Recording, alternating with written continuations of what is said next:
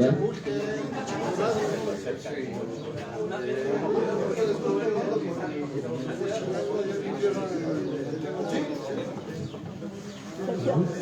¿Tú sabes qué significa Goblote? Sí, las flores que se daban mucho en la temporada de muertos, los alcahuales. ¿El acahual? Sí, sí, las flores.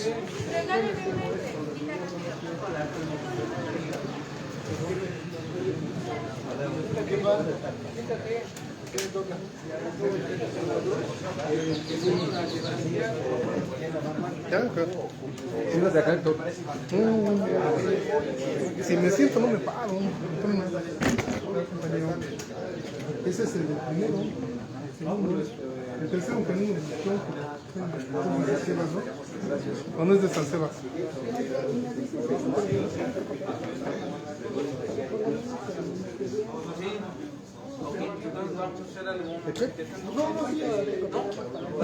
No podemos hacer que digo que hay que hacer la junta.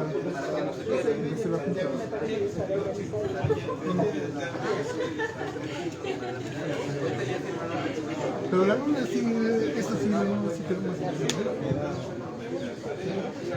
Invitamos a pasar a la mesa al señor Alberto González Avaroa y al maestro Jesús Núñez, por favor, para que podamos iniciar la mesa.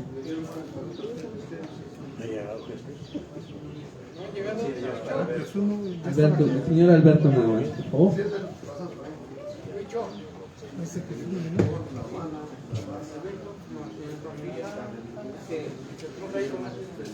Aquí estoy.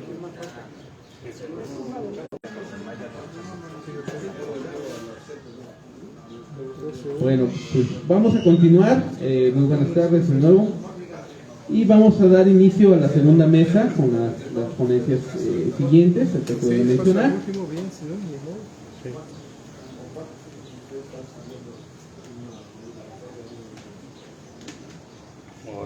En la mesa 2 vamos a presentar, en primer lugar me acompañan aquí de mi extrema izquierda, damos la bienvenida al señor Antonio López Buendía, cronista del pueblo de Santiago Acahualtepec.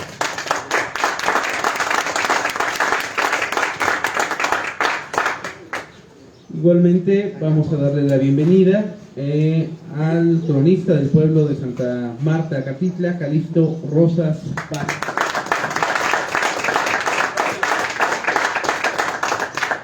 Y me permito presentarles también al cronista del pueblo de Santa María, Atahuacán, señor Alberto González Avaroa.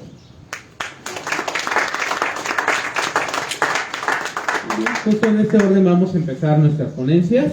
Ahorita no contamos con la presencia del señor Jesús Núñez Abeitua, avisó que tenía un inconveniente médico. Esperamos que ahorita llegue en un momento o en la tarde si así se presenta. Vamos a iniciar con el señor Antonio López Buendía con su ponencia Redescubriendo el pasado indígena.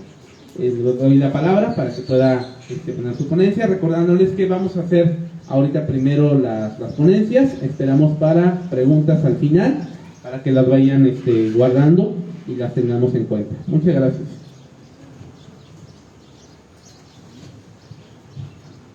Cualica, Kenny la Mutabuitoque, hasta mis pancinco Cotiotzin, hasta mis pancinco Tlacan, mis pancinco Sihuame, igual amo Pipiltzin.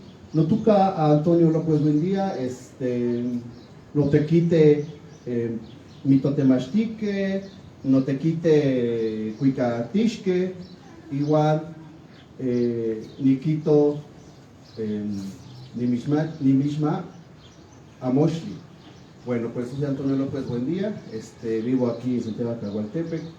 Mi trabajo es enseñar la danza, mi trabajo es enseñar la música, soy músico y también me gusta estudiar los códices antiguos, la historia antigua, basándome en lo que dicen los abuelos, lo que dicen los señores aquí del pueblo y las señoras, y lo que encuentra uno en los códices o en los libros antiguos de los cronistas antiguos, los cronistas coloniales y los cronistas contemporáneos, ¿no? El tema que voy a tratar y que a mí me fascina mucho es precisamente la raíz indígena, lo que tenemos nosotros. O sea, todos aquí en los Saltepes sabemos que tenemos una raíz antigua, una raíz indígena, ¿no? Antiquísima en algunos casos. Pero muchas veces es a través del tiempo y de los siglos, pues, y después de la colonia, se perdieron esos conocimientos. No todos, pero sí mucho quedó vivo todavía. Se dice, y mucha gente maneja de cierta manera con un grado de mito, que cuando llegaron los españoles, todo el conocimiento indígena se perdió la lengua, que se perdieron las costumbres, cosa que en realidad pues no es cierto. O sea, en muchos lugares, en otros pueblos que están un poco más lejos de la urbe, aquí a nosotros nos tocó estar cerca del centro, pues recibimos la influencia de la cultura central, y por consiguiente que prohibía la lengua indígena, ¿no?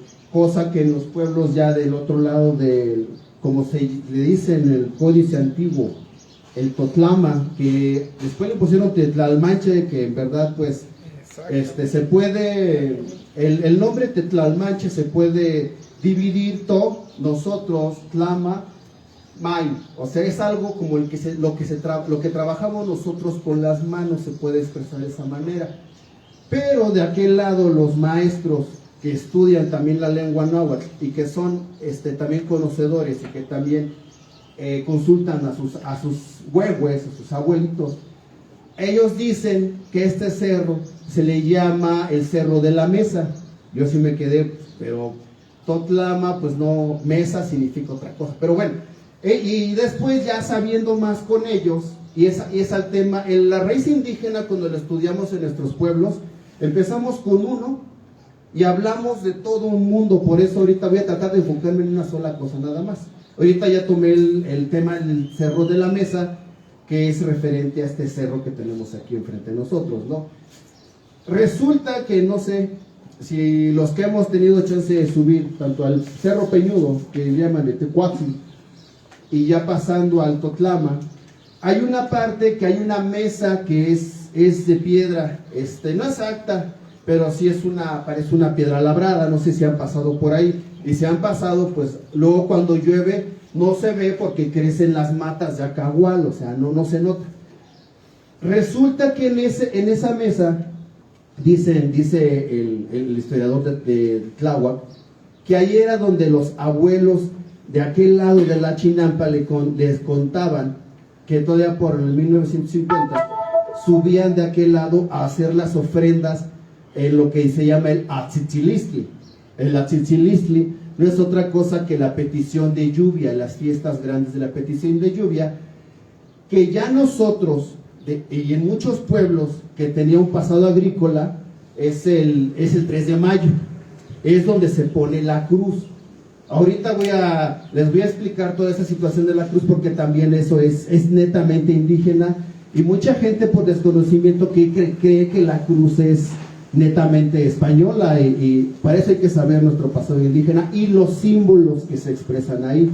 Bueno, se dice que en esa mesa es donde ellos, la zona chinampera, hacían la ofrenda del Atzitzilistli para las peticiones de lluvia. ¿Por qué? Porque sabemos que ellos pues, se dedican a la chinampa y tienen que recibir el agua de los afluentes que enriquecían la laguna de Xico, Chalco y Tláhuac. Ya Xochimilco quedó un poco más para allá.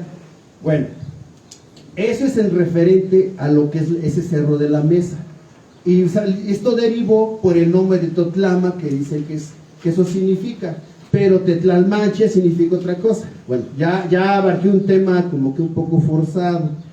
A lo que voy, el nombre de Acahualtepe o Acahualtepe, ese nombre todos sabemos a grandes rasgos que significa el Cerro de la Flor Amarilla por el acahual. Ajá, acahual, ahí está. Para hacer una palabra náhuatl eso se llama aglutinar, ¿no? Es acahual, se le quita la A, bueno, de hecho aquí se deja la palabra acahual, y nada más se le pone el término tepe, que es el cerro, ¿no? Entonces entiende que es el Cerro de los Acahuales. Pero nosotros, los de los pueblos que vivimos aquí, siempre notamos que cuando ya viene la temporada de lluvia y ya va a estar terminando y ya viene la temporada de muertos, entre ese espacio que son las fiestas también que se hace a San Miguel, que son las últimas fiestas fuertes de peticiones de lluvia para que se levante la milpa en septiembre, es cuando ya empieza a brotar esa flor amarilla, que no nada más es una, es el tepeacahual, el acahual, el gigantón y otra, bueno, hay otras más, pero el cocoshashi, que es esa flor de muerto que nosotros utilizamos mucho en estos pueblos para aromatizar los altares santos el día de muertos, ¿no? Bueno, resulta que investigando más se sabe, y yo lo investigué un poco ya estudiando el Mexicatlahtoli o la lengua náhuatl, o en otros lugares llaman Macehualcopa o Macehuatlahtoli. El término náhuatl ya lo acuñaron ya después, ese no es tan actual, ¿no? Que resulta que desglosando la palabra acahual o cahual significa algo que se va quedando, algo como un rastrojo que va quedándose por ahí, ¿no? Entonces, si a esa palabra de cahual le ponemos a, la a de at, ponemos la letra a y queda acahual. Eso significa lo que queda después del agua, o lo que queda se va quedando con el agua. Entonces, cuando nosotros lo observamos, porque el náhuatl, cuando se empieza a entender el Mexicatlahtoli, el náhuatl es expresivo, no es como el español. En español decimos, pues este es una moxli, ¿no? Pero resulta que en el Mexicatlahtoli, bueno, sería un libro, ¿no? Por decirlo así, para un librito aquí, su folder. El amoxli está conformado de cierta palabra, y se me está cerrando la garganta. 5. Bueno, todos sabemos cuál es el totomoxle, ¿no? ¿Saben qué es el totomoxle? Bueno, es la hoja de tamal, ¿no? Entonces, si se dan cuenta, amoxli es algo que está resguardado entre hojas, ¿no? Y el totomoxle, pues es la hoja del tamal, es con lo que hacemos los tamales, ¿no? Pero bueno,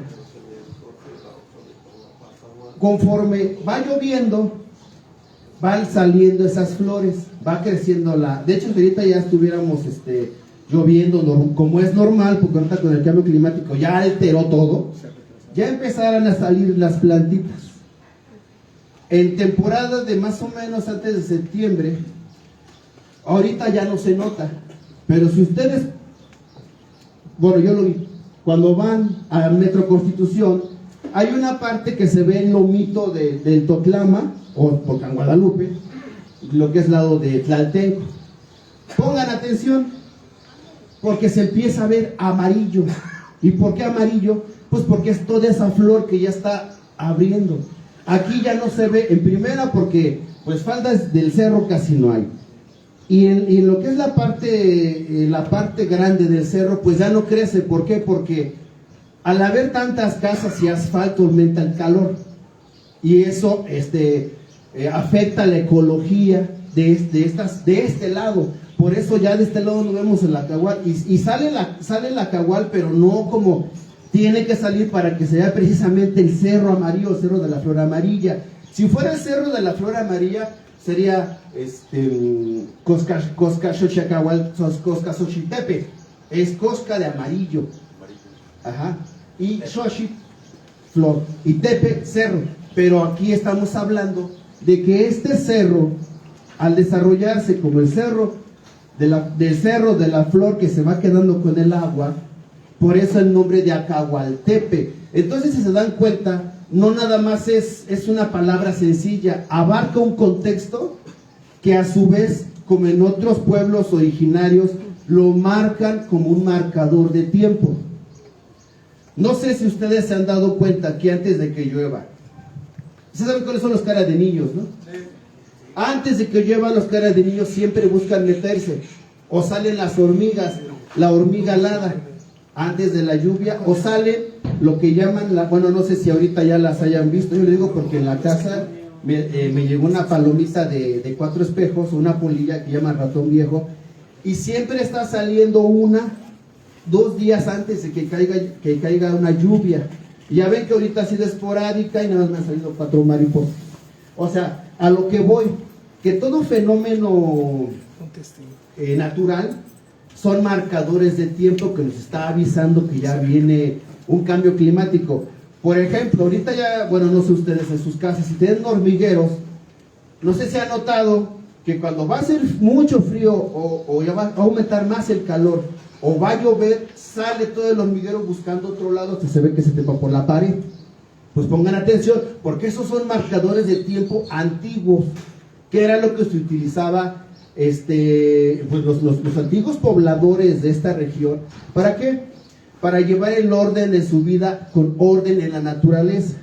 ¿Por qué les explico esto? Porque el nombre de Acahualtepe, independientemente de que es el cerro del Acahual, implica más, es un marcador climático. Y ahorita, pues desgraciadamente con todo este cambio de clima, ya no está funcionando como tal. Y quién sabe cómo se vaya a desarrollar ahora la flor, precisamente porque el primer calor es excesivo que quema las matas pequeñas. Antes decían, por ejemplo, que estamos viendo lo del cultivar el cempasúchil acá arriba, aquí en estos espacios, pero como yo les decía, ahorita el sol está a 35 grados en sensación. Una planta, aunque sea de calor, no la aguanta. Por ejemplo, conocemos la higuerilla, que esa resiste todo, ¿no? Pues hasta esa planta ya se desmaya por este calor. Entonces, por eso, como les platicábamos, tenemos que hacer, si queremos sembrar nosotros cempasúchil acá arriba, se tiene que poner una mallita que limite un poco el calor, ¿no? Pero bueno, es otro tema. Estamos hablando de la raíz indígena. Ya expliqué lo que es el nombre de Acahual, porque este topónimo no es antiguo, es más reciente, es más o menos como de por el 90, porque que se apellida Barragán, no sé cuál si es Esteban o el otro, empezaron uno es Nahuatlato y es el que dice, él dice que es descendiente de Moctezuma, de Xocoyotzin. Pues tuvieron la tarea de ponerle los glifos a todos los aztecas. La cosa es también que si yo como originario conozco mi clima, conozco mi ecosistema y conozco a mi gente y mis costumbres, entonces voy a entender ese nombre. Ajá. Así como el de Aztahuacán, así como el de Acatitlán, el de Tecolostitlán, el de Acaquilpan, o sea, todo eso como originario, si estudio la fuente y estudio la historia oral de los señores, entonces voy a entenderlo más. Bueno, ese es en cuanto al nombre de Acahualtepe, ¿no? Voy a hablar un poco sobre lo que es el ciclo agrícola, que ya se les comentó el porqué la petición de lluvia, ¿no? El ciclo agrícola aquí en los pueblos originarios pasa algo muy importante. Mucha gente cree que aquí nosotros somos prácticamente individuos descolonizados, que tenemos un pensamiento español y todas esas cosas. Cosa que pues en cierta manera es válida. ¿Por qué? Porque no viven nuestras tradiciones. Nosotros, desde que empieza el año hasta que termina el año, vivimos en la fiesta ritual, la fiesta ceremonial. Ajá. Por ejemplo, aquí en Santiaguito, y si alguien, pues me falta una festividad, me dice, ¿no? Por ejemplo, que empieza el 2 de febrero. El 2 de febrero, pues no es otra cosa que en los pueblos que están más todavía, donde se siembra, es cuando se bendicen las semillas. Esa es la bendición de las semillas, que es cuando las señoras o los señores llevan sus mazorcas, llevan sus semillas de calabaza y de otras cosas, o de chile, a bendecir, ¿no? ¿Por qué? Porque a final de cuentas, la visión de lo sagrado en el pueblo originario, tal vez no va sobre una deidad, pero lo sagrado está permanente y viviendo y se identifica con esa deidad, aunque ya no sea un Tlaloc o un Quetzalcóatl, ¿no? Porque a veces mucha gente que cuando llega a un pueblo originario y sabe que nosotros mantenemos esas tradiciones, muchas veces somos criticados. ¿Por qué? Porque nos dicen, no, es que ustedes ya están evangelizados, ¿no? Bueno, para empezar, evangelizados estamos todos, porque hablamos español. Aquel que nada más hable nada más Mexicatlactol y Mazahualcopa, y que tenga el pensamiento originario, es el que puede decirlo. Incluso ni ellos, porque cuando tú ya hablas español, empiezas a entender el mundo con cierta mentalidad, tal vez no indígena, pero sí con los conceptos españoles. Entonces, muchas veces nosotros para hacer un comentario, una crítica, tenemos que conocer el contexto de ese lugar, ¿no? Bueno, viene la siembra de semilla, va, se bendice, aquí en el pueblo se trae la banda, bueno, creo que no se trae la banda, se trae otras cosas, pero a final de cuentas el pueblo se está moviendo en una sola armonía, el pueblo junto con lo sagrado. Ajá. Bueno, entonces, si hay otra fiesta antes, me avisan, por favor, señores. Otra fiesta grande, que aquí, de hecho, es la fiesta de Santiaguito, que es el 25 de julio. En el mundo, ajá, bueno, viene la fiesta grande, hay danzas, hay baile, volvemos a lo mismo. El pueblo en comunidad, juntos con la deidad. Entonces, y el color azul que trae, ese es el agua. Ahora, tiene alas.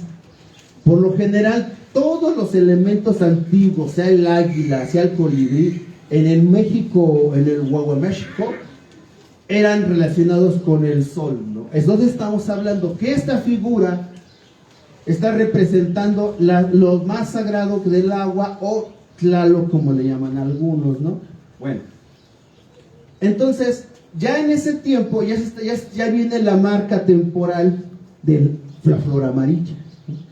Que ya se viene, este año, quién sabe cómo vaya a estar, que es cuando viene ya el Mictlampa. Muchas veces están mal entendidos los conceptos antiguos, porque dicen, es que ni llamo Mictlampa, o sea, yo voy a ir al Mictlampan.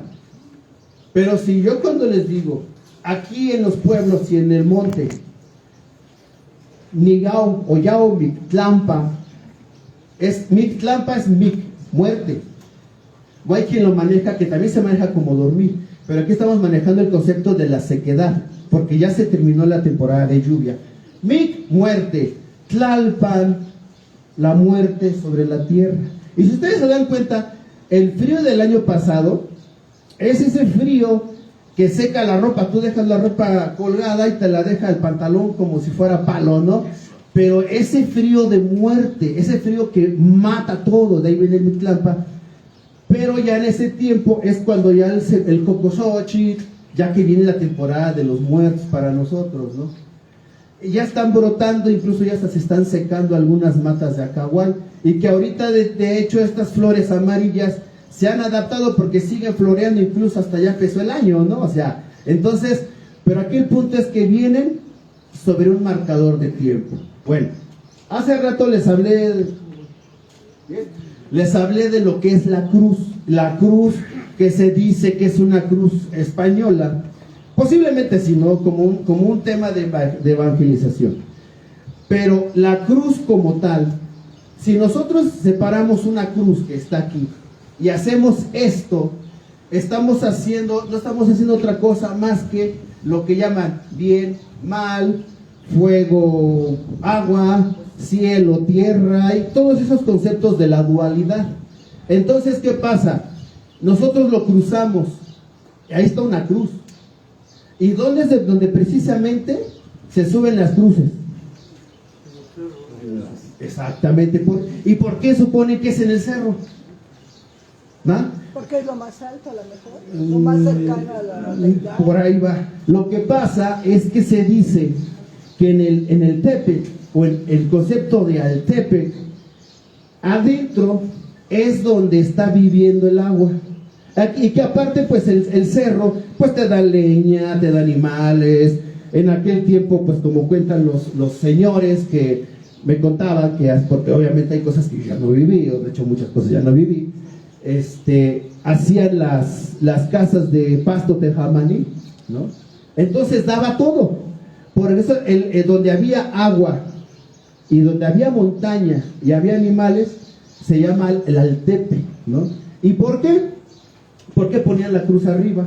Pues porque precisamente el cerro es el símbolo de lo sagrado, porque ahí está todo.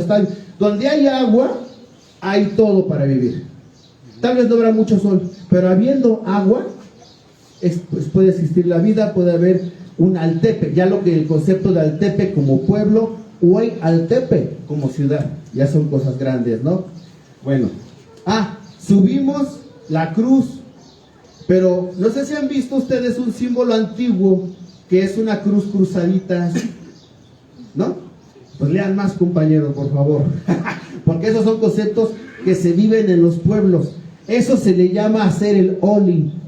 Y cuando uno hace el all-in, es esto, si lo conocen, ¿saben qué es el yin y el yang, no? Que en lo oscuro está lo negro y lo negro está oscuro. Haces el equilibrio y entonces encuentras armonía en tu vida. Entonces nosotros cuando hacemos cruzamos las energías y las movemos, es cuando hacemos precisamente ese trabajo sagrado del pueblo. ¿Y cómo lo movemos? Pues ya subiste tu cruz, entonces vas a hacer tu baile, vas a hacer tu banda, porque a final de cuentas, muchas veces dicen, es que aquí en el pueblo pues se ponen bien briagos y hacen su baile y a poco Diosito está bien contento. Pues ¿qué creen? Que sí. Que sí. Bueno, no que se agarren a chingadas, perdón por eso, que se agarren a golpes, pero ese trabajo comunitario es el que hace el all-in. Y entonces pues ya vienen las lluvias más armonizadas, que obviamente con el cambio climático pues no se hace. Aparte que nosotros como pueblo originario, pues ya hace tiempo pues ya no se cultiva. O sea, mi abuelo Pedro Buendía todavía cultivaba yo creo que un cacho como de aquí para allá, ¿no? No era mucho, pero todavía cultivaban el maíz, ¿no? Y bueno, pues eso es a grandes rasgos lo que les puedo exponer hoy. El tema del nativismo, no digamos indigenismo porque luego se malentiende, de los conceptos de vivir en comunidad de un pueblo originario es vasto. ¿Por qué? Porque va la comida, van las danzas, van los mitos, van lo que dicen los abuelitos, va lo que encuentra uno en los códices, porque solamente así uno empieza a entender a su comunidad y a los demás pueblos originarios, que es lo que nos importa a nosotros, ¿no?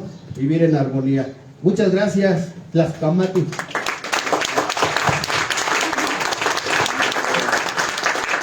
Muchas gracias, señor Antonio, por todo ese conocimiento. Y pues vamos a dar pie entonces a la segunda mesa, a la segunda exposición, perdón. Bueno, es que me comentaba el señor Antonio que se tiene que retirar en un momento, entonces si alguien tiene una pregunta, solamente vamos a dar espacio de 2 preguntas para esta ponencia, para hacer la modificación y que se pueda retirar el señor Antonio cuando lo desee.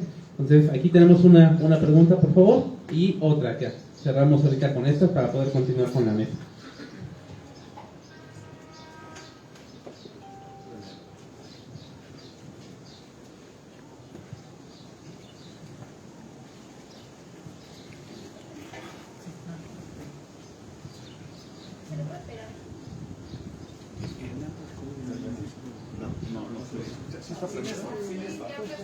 Sí, no somos muchos.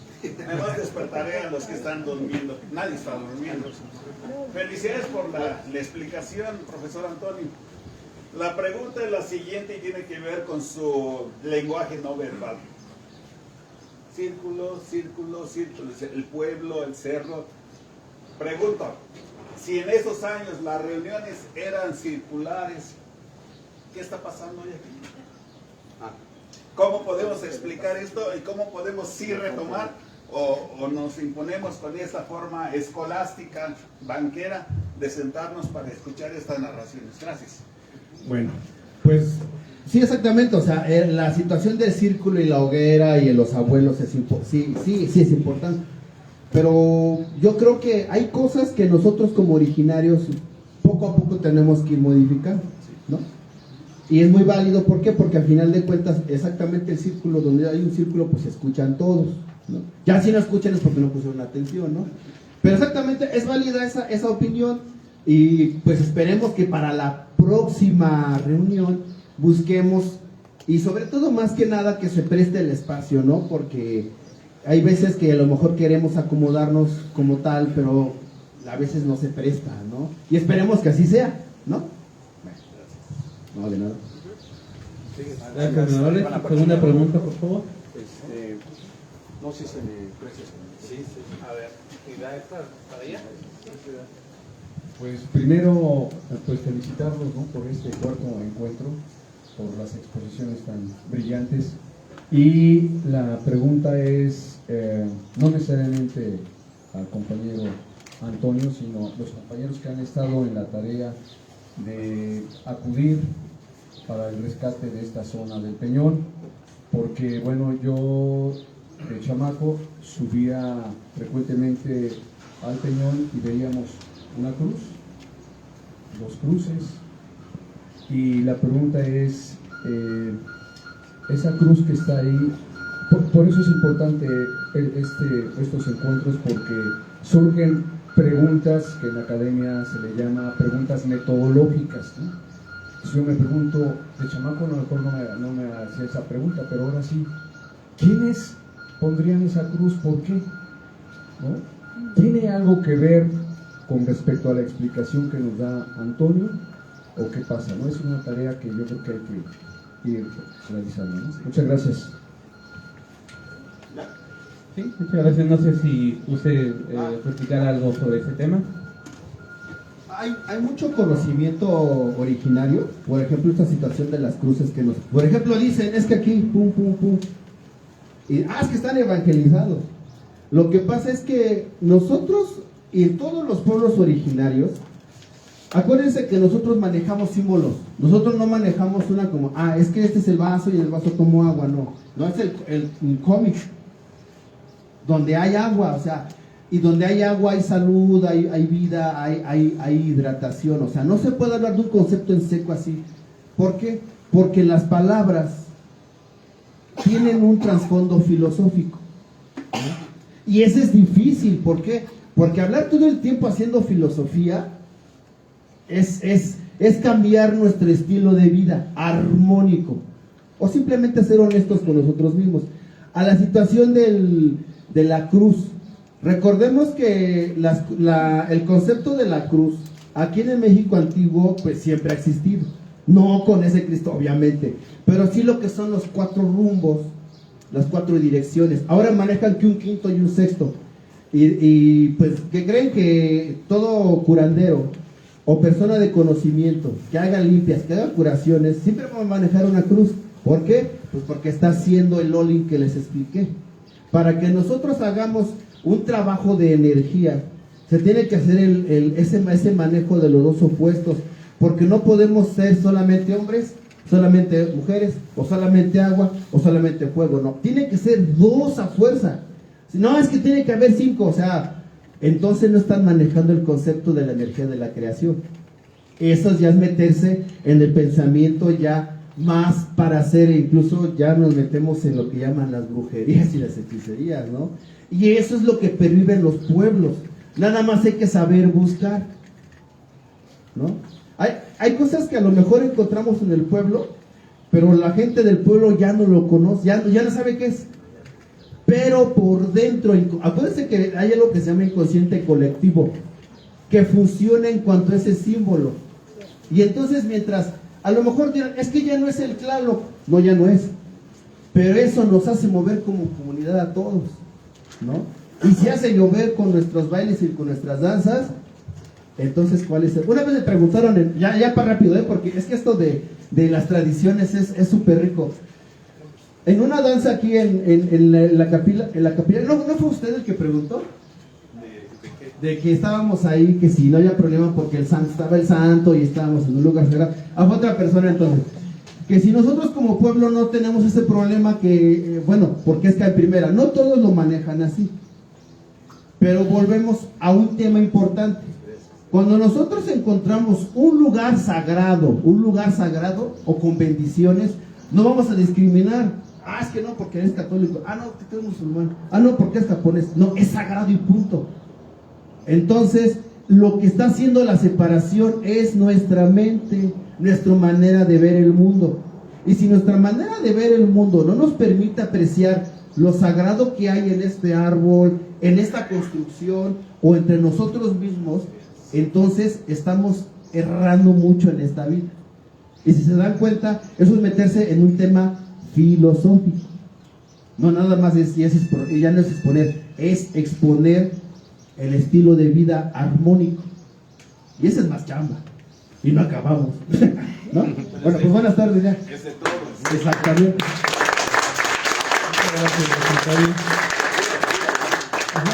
Bueno, no, si me permite, bueno, como médico igual se requiere todo por las actividades que tiene de música, y una vez aprovecho para pues, venderle su aplauso y su reconocimiento, sus libros y sus botones también por la participación en la ponencia. Muchas gracias, un aplauso para el maestro Antonio López. Muchas gracias. Antonio, por favor, ¿se puede mostrar su reconocimiento? Sí, por favor, gracias.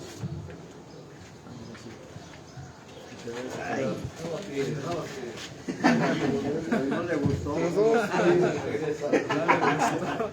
Ay, no más bonito. Sí, el de la alcaldía, a ver cuál se ve mejor. Está abajo el otro. El otro. Ahí está. Sobre los dos para que se vean. Muchas gracias por la presentación. Botones. Ya te digo. Vamos a dar ahora paso a la segunda ponencia de esta segunda mesa. Le damos la más cordial bienvenida al maestro Calixto Rosas Vázquez, y nos va a hablar justamente, él es cronista del pueblo de Santa Marta Catitla, y su ponencia va a ser en cuanto al oriente de la alcaldía de Iztapalapa y el impacto ambiental por su urbanización, 1940 al 2023. Le damos la más cordial bienvenida, maestro Calixto.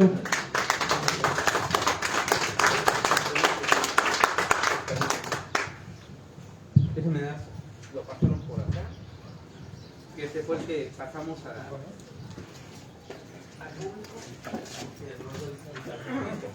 Bueno, buenos días o buenas tardes, ya es tarde, ¿verdad? Ahora que están construyendo parte de trolebús elevado aquí en el metro Santa Marta, siempre es bueno hacer una reflexión de las obras, de cómo han cambiado estos lugares.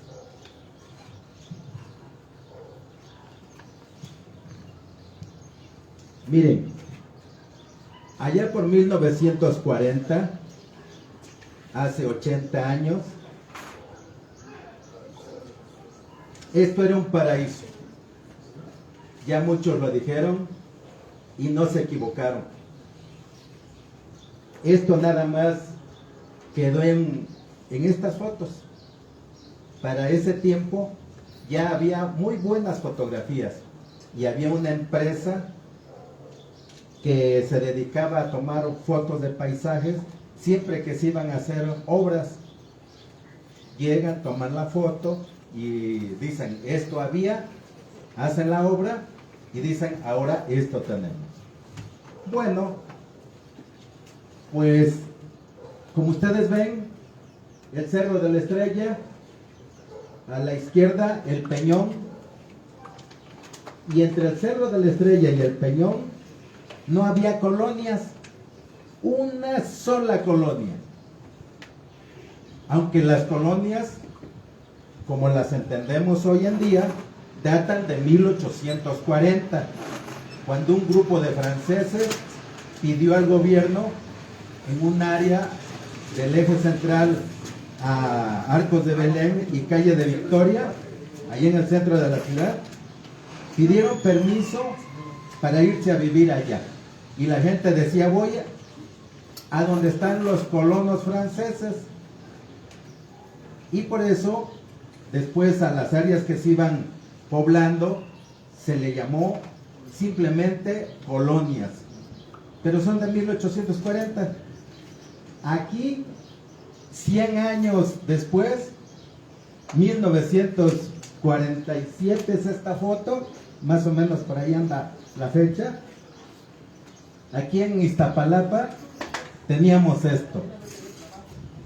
Por eso la gente de pueblo en pueblo se conocían, eran compadres, eran familias.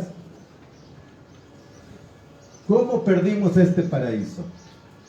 Voy a tratar de explicarlo de 2, 3 patadas, a ver si me entienden o los confundo más. Adelante. Dice la... No, regresamos.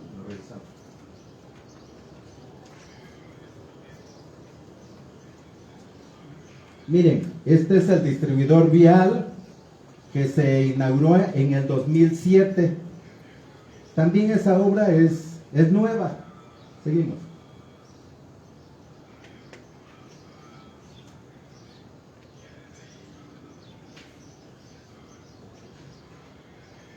¿Cómo llegamos a este punto? Después de tener un paraíso, ¿cómo llegamos a este punto? Colonias y colonias y colonias. Miren, el Peñón, después de ser un santuario, porque ahí venían a sacrificar niños a los dioses del agua, ahí hubo una batalla naval, y en 1847, ahí el presidente Santana le entregó la bandera, aparte del ejército norteamericano, que se pasó al lado mexicano. ¿Sí escucharon bien? Esa anécdota la hay. El batallón se llamó el Batallón de San Patricio. Y nosotros lo desconocemos, compañeros. La otra batalla que se dio, la batalla naval, fue la más grande en la defensa de Tenochtitlan. Y todo eso lo tenemos que saber los que estamos de este lado del oriente de Iztapalapa. Seguimos.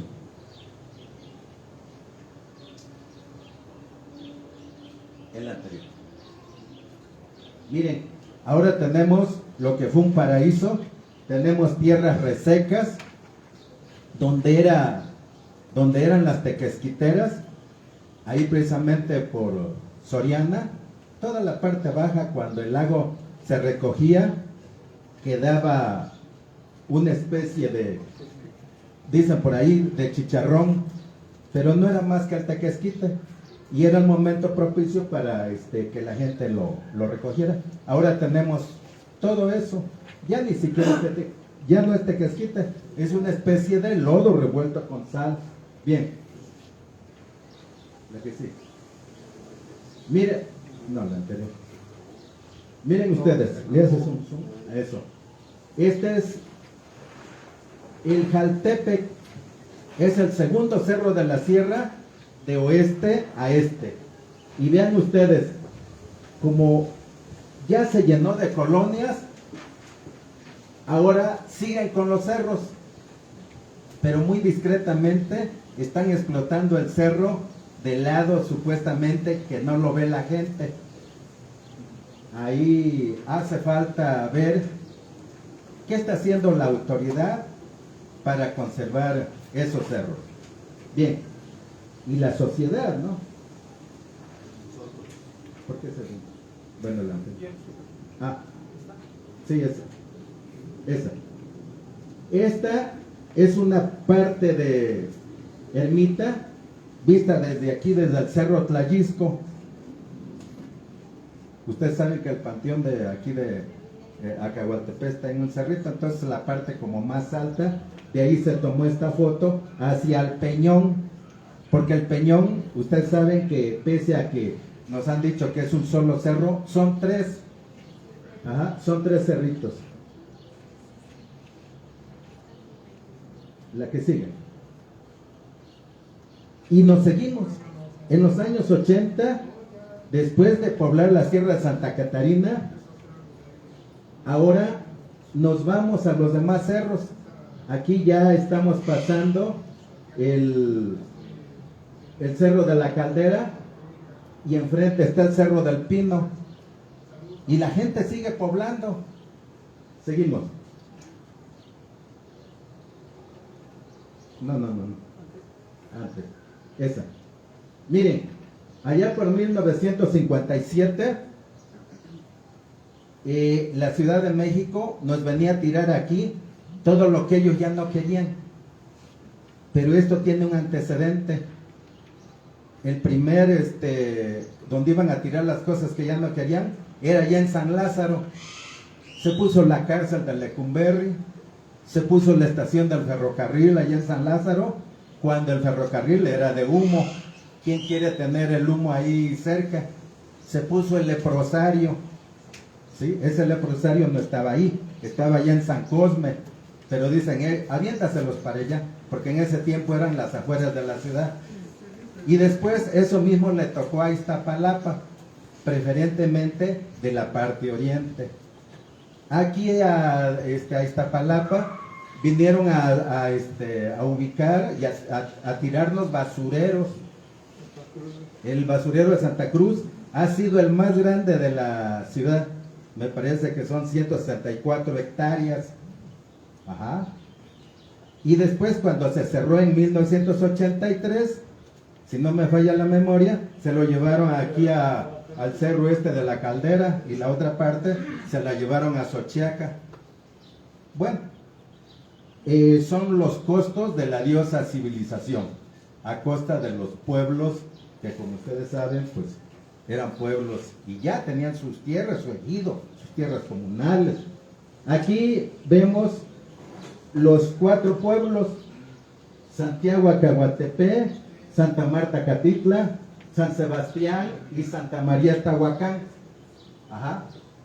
Y en medio la cárcel de Varonil, vamos. Esa se hizo en el 57. Pero aquí lo que quiero destacar de esta foto, que es, me parece, del 58, si es de 1958, vean que toda la parte blanquecina es el lago de Texcoco todavía. En el 58 así estaba. Estos pueblos eran campesinos, la gente vivía del campo, o de la pesca, o de las aves migratorias.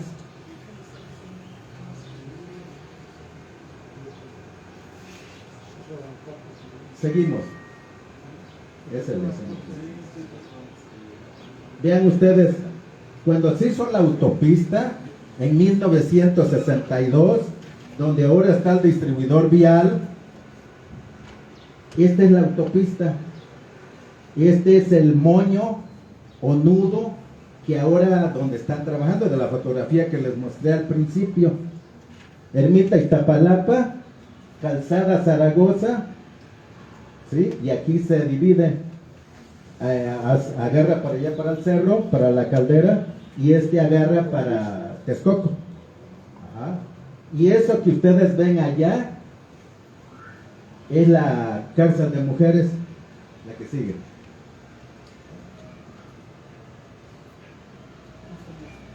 No, la anterior. Sí. No, la otra. Esa. No, pero voltearla.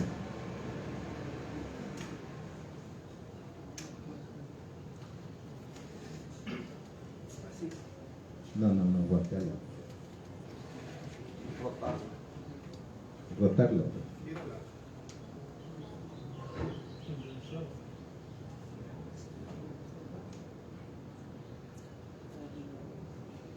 ¿No se deja? Si es que ahí les quería yo mostrar a los compañeros. Nos agachamos, Sí, nos volteamos. ¿Sí la puedes voltear? Ah, bueno. Bueno, ya ni modo. La que sigue. Miren, este es el pueblo de Santa Marta. Dice mi compañero de allá de Iztapalapa, dice, yo conocí tu pueblo, dice, en 1947 era un rancho, pero me lo dice así de manera despectiva, pero lo hace de buena fe, ¿sí?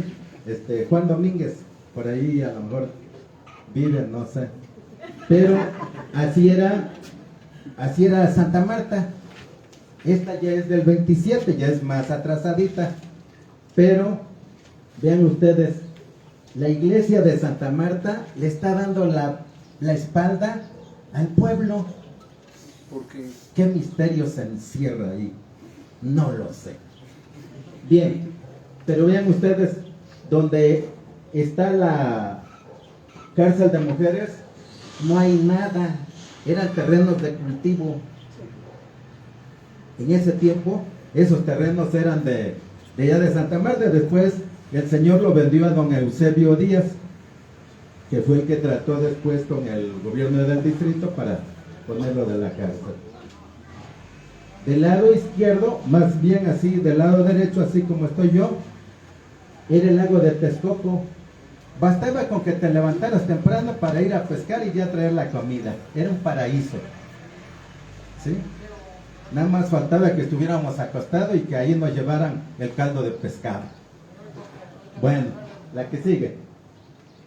Vean ustedes esta otra. Aquí ya se ve mejor el lago de Texcoco. Santa Marta y los demás pueblos eran pueblos ribereños, eran pescadores. Si acaso hacía falta algo, se iban al cerro, verdolagas, quelites, conejos, tejones. En ese tiempo había todo eso. Ajá, cacomistles, zorrillos y demás. Ajá, y de nopales, todo. Era gratis. ¿Cómo nos acabamos todo eso? Seguimos. Esta es la parte, pues no se podía cultivar. Ustedes saben que en la sal, pues no se da nada. Queman la semilla.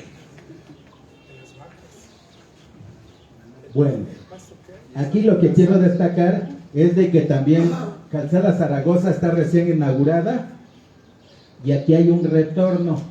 Ese lo tuvo en un principio, después pues ahora sí que los de vialidad dijeron no, hay que cerrar eso. Seguimos. Vean ustedes, no es Janitzio, no es Xochimilco, este es el lago de Texcoco, pero dicen ustedes, ¿por dónde será eso? Si ustedes se ubican, allá de aquel lado se ve un chipotito, ese es el Peñón, lo que quiere decir que la foto se tomó del cerro del Chimalhuache hacia el Peñón. Hagan de cuenta que ustedes están por ahí por el Chimalhuache y ven hacia el Peñón. Así eran los atardeceres. Dirán ustedes, ¿pero eso fue posible? Sí fue posible. La tomaron la tomó un señor que se llama Ula Penes. ¿Es de dónde? ¿De Noruega? Noruega, ¿verdad? Ajá. Bueno, la que sigue. Esa es parecida. Y vean ustedes los atardeceres, cómo eran. Son pescadores que andan ahí. La que sigue. Otra actividad es hacer la pesca en comunidad. Así como se hacen ahora las mayordomías, antes eran las actividades en comunidad y se repartían lo que se pescaba.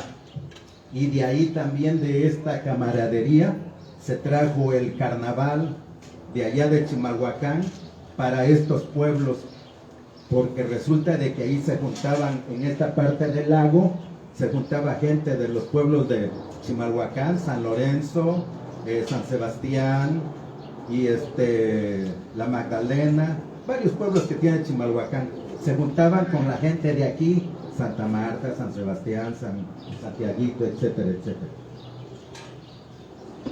Vean ustedes la pesca, si uno no quería en colectividad, había pues de manera individual. ¿Sí? La que sigue. Otra actividad, pues era recoger el tequesquite.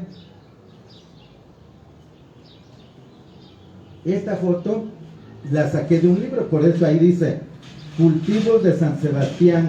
Actualmente es la colonia Paraje Zacatepec. Los que no eran pescadores eran agricultores. Esa foto es mero donde ahora es la calle Morelos y donde está el mercadito de ahí de Paraje Zacatepec, los que conozcan el área. Ahí una parte de Santa Marta y otra parte ya es de Santa María Tlahuacán, por ahí pasan los límites. Bien. Vean ustedes otra actividad de aquel tiempo. Las mujeres preferentemente se dedicaban a hacer tamales de pescado y una serie de cosas que hacían de los peces, porque no nada más eran peces, eran acociles, eran ranas, eran ajolotes. Ajá. Son carpas. Ajá, carpas. Esa la. Vean ustedes. El cerro Chimalhuacán o Chimalhuache y un llano. Y a esto se dedicaba la gente también a la cría de ganado, borregos, vacas. Ahí es el pueblo de la Magdalena ahora, Magdalena Atlicpa. Bien. En 1947 algo empezó a pasar y eso llevaba dedicatoria. Este es, si no me equivoco, ahí me van a apoyar los que viven por allá, pero es Río Churubusco, donde ahora está el Cenar, algo así. La otra es Municipio Libre. Por este lado, la ciudad hasta iba, de Tlalpan un poquito, de este lado. Pero si ustedes ven, hasta allá está el Peñón. Este es el Peñón, aquí. Pero a lo que yo voy, que después de esto, no había central de abasto. Eran las chinampas de Iztapalapa y la Sierra de Santa Catarina. Todavía no nos llegaba la guillotina, pero ya estábamos cerca. Empezaron, este es cuando se rellenó lo que ahora es la calzada General Ignacio Zaragoza, a un ladito del Peñón, por cierto. Así tuvieron que terraplenar el piso, porque los camiones pues ir y venir siempre van aplastando, ¿verdad? Entonces todo esto se tuvo que hacer y se empezó a modificar los lugares. La que sigue. ¿Cuándo perdió el lago de Texcoco? ¿Cuándo se quedó sin agua? Que no nos dimos cuenta. Cuando quedó así, nada más las piedras quedaron ahí. Se acabó el agua, pero no es que el agua se acabó. Eso siempre fue el sueño de los españoles. Saca el agua para que vayan las carretas, para que vayan los caballos. Y vino la independencia de México. Y los que nos gobernaron siguieron lo mismo que los españoles. ¿Sí? El sueño de ellos era que estas tierras quedaran libres para venderlas. Porfirio Díaz, que tardó un promedio de 30 años, en 1900, así cerradito, en ese año de 1900, hizo el Gran Canal. Bueno, mandó a hacer el Gran Canal, que era una forma de sacar las aguas negras de la Ciudad de México, que por cierto también sale ahí en San Lázaro, no por algo, ¿no? Entonces hicieron el Gran Canal, pero dentro de las aguas negras que venían de la Ciudad de México, también le abrieron, digamos, para que drenara todo el agua del lago de Texcoco principalmente. Y los gobernadores del Estado de México, los doctores de la Ciudad de México, los gobernantes, todos estaban con Porfirio Díaz y dicen: hay que acabar con el agua, porque es agua sucia del lago de Texcoco. Ay, yo no sé por qué esa gente de los pueblos se come los peces si son de agua sucia. Todos le hacían como caravana a Porfirio Díaz. A ver, ya cuando lo corrieron, a ver dónde está la caravana. Todos dijeron: sálvese el que pueda. Bueno,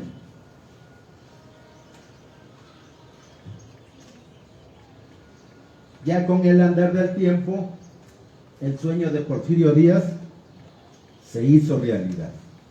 Si el Gran Canal empezó a drenar el agua del lago de Texcoco, vean ustedes, ya aquí está el Peñón, nos ubicamos, el pueblo de San Lorenzo Xicoténcal, esto ya es en el 47, ya no había lago de Texcoco, había tierras, y eran tierras pues polvorientas, porque cuando se seca el lago, el agua, toda la sal que queda tiende a ser polvo, ¿verdad? Se desintegra. Allá está Santa Marta, y vean ustedes, que aún con la autopista, ¿sí? Aquí esta pareciera que es la autopista, pero no, esta es la carretera a Texcoco. La autopista es de este lado, pero todavía no está. Vean ustedes. Y aquí están los terrenitos, gracias. Aquí están los terrenitos de la gente, de los reyes, porque aquí en la autopista ahí se juntan los lugares de los reyes, de Santa Marta, de Santiaguito. Mero ahí donde está el avión, que es una biblioteca aquí por la autopista, ajá, la Utopía, ese lugar lo dejaron porque era una mina. Si no me equivoco, era de los señores de ahí, de los reyes, que usaban calzoncitos cuando ya toda la gente usaba pantalones. Y esos señores eran bien pesudos, les decían los antiguas porque andaban vestidos así. Ya después se rellenó y como que el gobierno fue agarrando esa parte, ¿sí? Ahí tenía mucho terreno don Inocente Jiménez. Bien, seguimos. Vean ustedes, esta es otra foto de Ula Pérez. Decía yo, es sueco, ¿no? Es sueco. Sueco, ajá. Vean ustedes cómo eran los cerros. Estaban completitos. Pero algo pasó. ¿Quién solapó? Seguimos. Esto, ahí. Por el letrero que tiene el cerro de la Caldera, dice Luis Echeverría. Echeverría fue presidente del 70 al 76 y no estaba San Miguel Teotongo. Yo le digo, San Miguel me opongo. Todavía no estaba San Miguel Teotongo. San Miguel Teotongo, las primeras 50 casitas son de 1972. Para el 76 ya eran 50, 60. De esa época datan, que por cierto esas tierras ya no sabían de quién eran, si de los reyes o de aquí de Santiaguito. Anduvieron en pleitos. Hay una monografía ahí en el archivo histórico que dirige la maestra Beatriz Ramírez, aquí presente. Yo les pido que consulten esa información. Bien, entonces esta área, aquí tenían tierras de este lado de la autopista, inclusive hasta gente de Santa María hasta Huacán, ellos tienen, pero más hacia el Cerro Peñudo, pero aquí había algunos que eran dueños. Seguimos. ¿Y cómo nos acabamos eso? Así nada más porque sí. En 1960, compañeros, porque ya se está acabando mi tiempo, en 1960 un investigador, se llama Jorge Durán, tiene un bonito libro, se llama La ciudad invade al ejido, ¿sí? Dice que en 1960 las malas políticas agrarias hicieron que mucha gente del campo migrara hacia las ciudades, principalmente a la Ciudad de México. Y de esa fecha datan, a puro véngase compadrito, se fue llenando la delegación de Iztapalapa. Se llenaron todas, pero principalmente esta, porque pues eran pueblos rurales, había muchas tierras, y ya sea que compraron o francamente invadieron. Aquí hubo muchas invasiones. No podemos hablar de esas colonias sin hablar, por ejemplo, de las organizaciones sociales, la UPRES, la CONAMUT, ajá. También esas historias de esos compañeros, buenos o malos, hay que hacer esas historias, porque, ajá, bien, seguimos. Ajá, ya no jaló. Ya se acabó el tiempo. Esta foto, compañeros, es mero aquí en el distribuidor vial. mero donde está el distribuidor vial, esa foto es de ahí. Vean, 1938. Unos raros árboles, la vía del tren iba así como es esta. Corrían las dos paralelas, pero la vía del tren estaba del lado sur y la carretera del lado norte. Ajá. Y ya tiene otro letrero, ahí dice Euskadi, que es una marca muy reconocida. Bueno, seguimos. Ermita Iztapalapa. Me cuentan los señores que por 1945 los que tenían borreguitos, los pastorcitos, se daban el lujo de acostarse, porque ya habían pavimentado Ermita.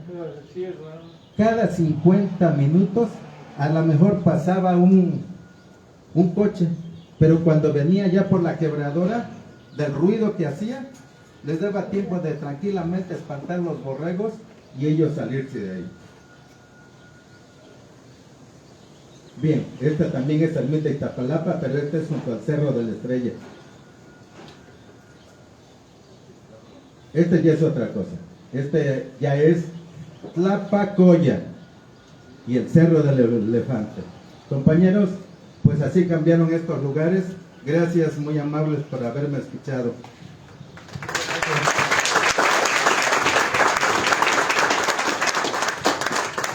Muchas gracias, muy interesante, y bueno, estas imágenes sorprendentes también para conocer el pasado de toda esta región son fundamentales. Muchas gracias por compartirnos toda esta investigación detrás de cada una de las ponencias. Y vamos a dar pie, recibimos al señor Alberto González Avaroa, cronista del pueblo de Santa María, Tahuacán, que nos va a hablar de el reloj de Tahuacán. Con esta ponencia vamos a cerrar la mesa número 2 y después de ella daremos pie a las preguntas de forma conjunta. Entonces le damos pie para que también ahorita pase de este lado.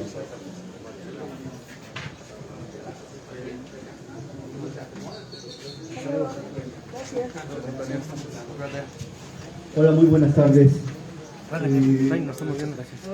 ¿Alguien sabe qué quiere decir Tahuacán? Lugar de garzas. Pero aquí no hay garzas, como decía el maestro Calizo, todo eso, como las lagunas. No se nos quedó el dicho de las garzas. Esa es.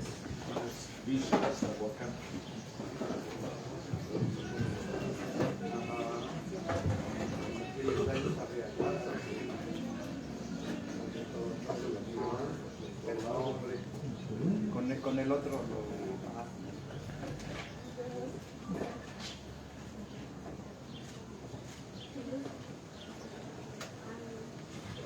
Ok.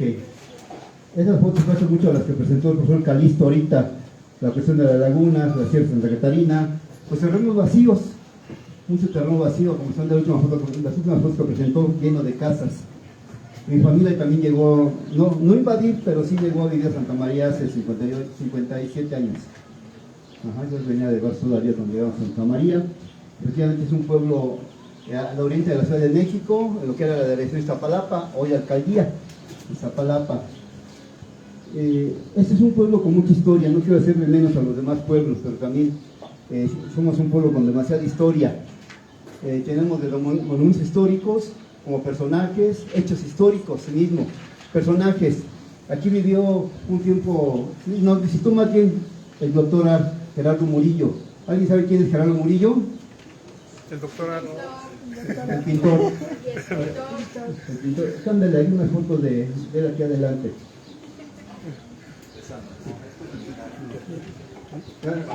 Ahí está. Esta foto precisamente es de esta zona, donde estamos ahorita.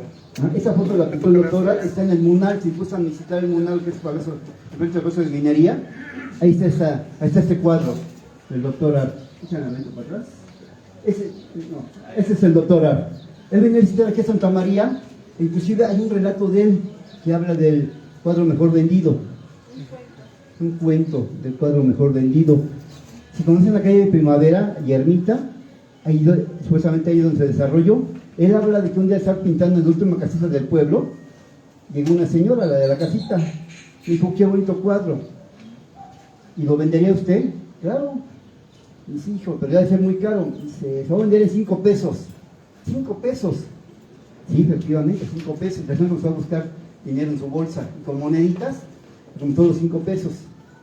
Dijo, ya, es que es muy caro, o sea, es muy barato darle 5 pesos ni los camiones que ocupo usted para llegar aquí. No importa, yo solo usted en 5 pesos. O le doy 5 pesos y cada vez que venga me trae para que lo pueda ver. El cuadro, dice, no, yo se lo dejo. Por mala suerte, pues siempre se llama un cuento porque nunca hemos podido localizar ese cuadro. Se habla que se ocupó para leña, se habla que lo vendieron por ahí, pero no sabemos la verdad, qué pasó con el cuadro. Pero sí. Otro, échalo para atrás, no me que me adelanté demasiado. No, mi querido Mendoza. Otro de los personajes, él sí vivió aquí, él es Quirino Mendoza. ¿Alguien sabe quién es Quirino Mendoza? Ahí sí, a todos. Bueno, la maestra Beatriz sabe todo. Canta y no llores. Pásale, Betty, mejor. Exactamente, es el autor de la melodía Cielito Lindo.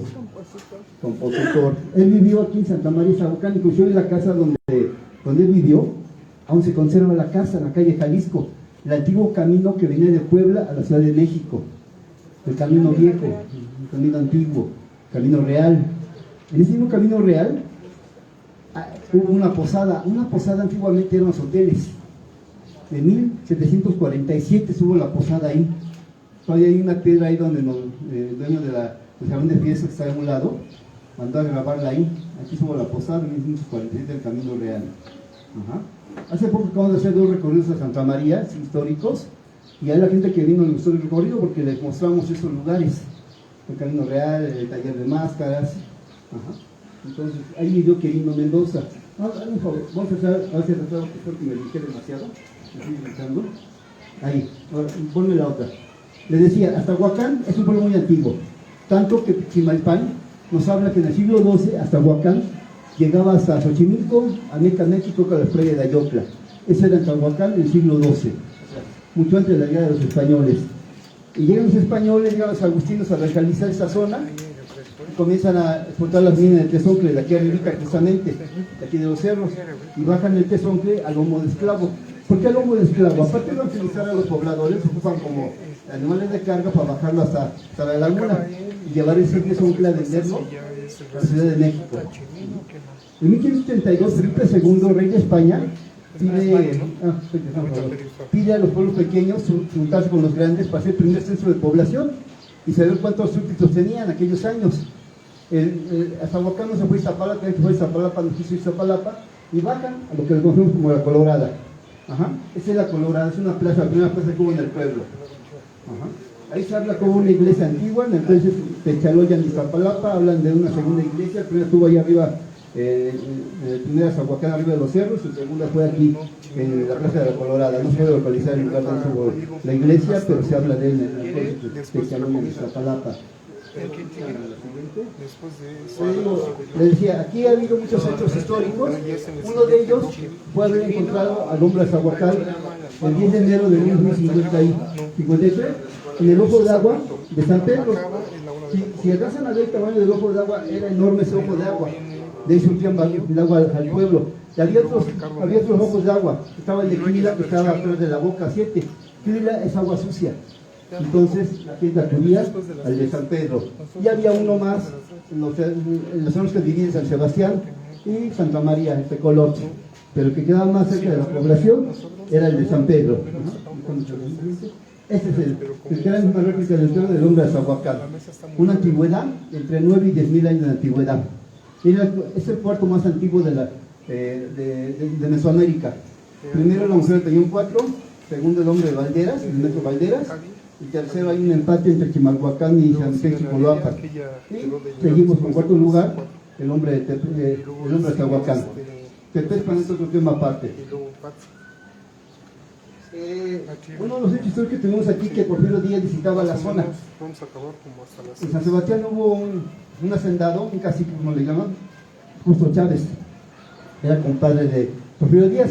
Y un día le pidió que hiciera un juzgado de paz, ya que Aztahuacán había sido municipio, entonces hacía falta un juzgado de paz, un palacio municipal, y se mandó a construir este pequeño edificio.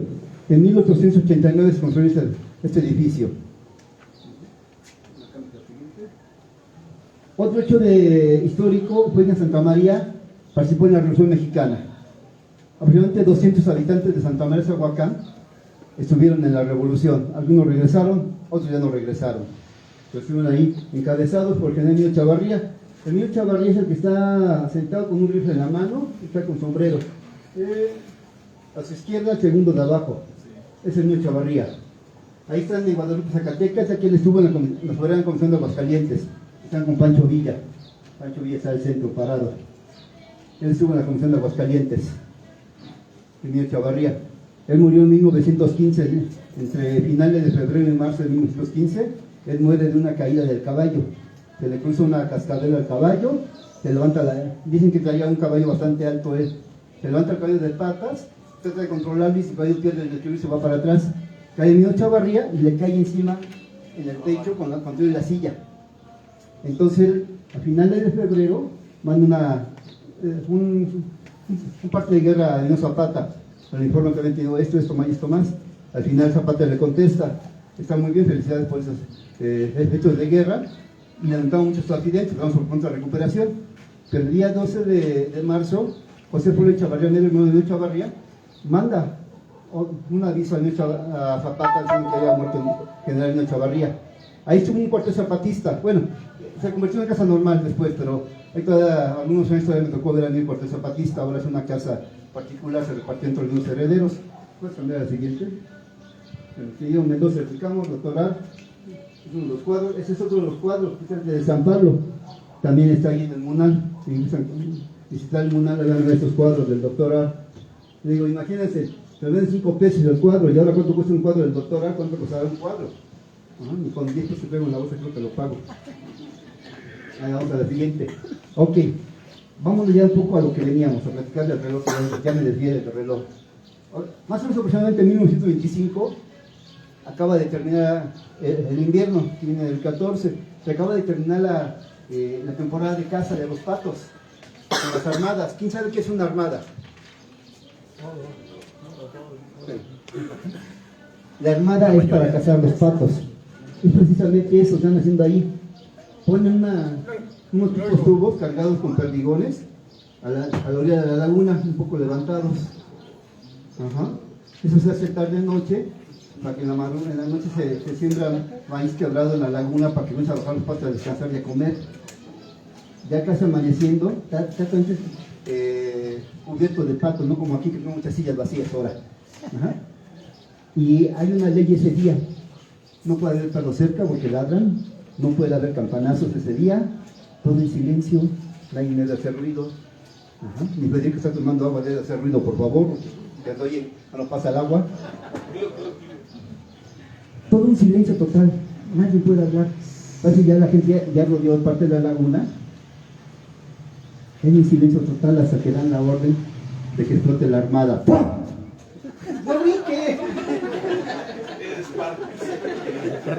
Así como brincó él, los patos levantan el vuelo. A lo que están levantaditas los tubos con los perdigones disparan, y cientos de patos caen alrededor de la laguna, varios caen dentro de la laguna. Sobre todo los jóvenes que se aventan a la laguna, se dice que tienen frente una profundidad de 5 metros, entre 4 y 5 metros de profundidad tiene la laguna aquellos años. Entonces alientan dentro de la laguna, otros a recoger alrededor de la laguna los patos.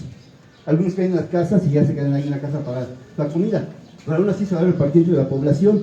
Muchos de los patos se reparten entre la población, sobre todo los que ayudaron, la gente grande.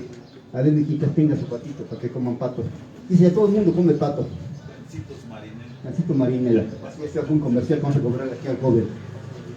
Entonces, ¿qué hacen con esos patos? Aparte de con la población, había unas señoras, las llamadas pateras.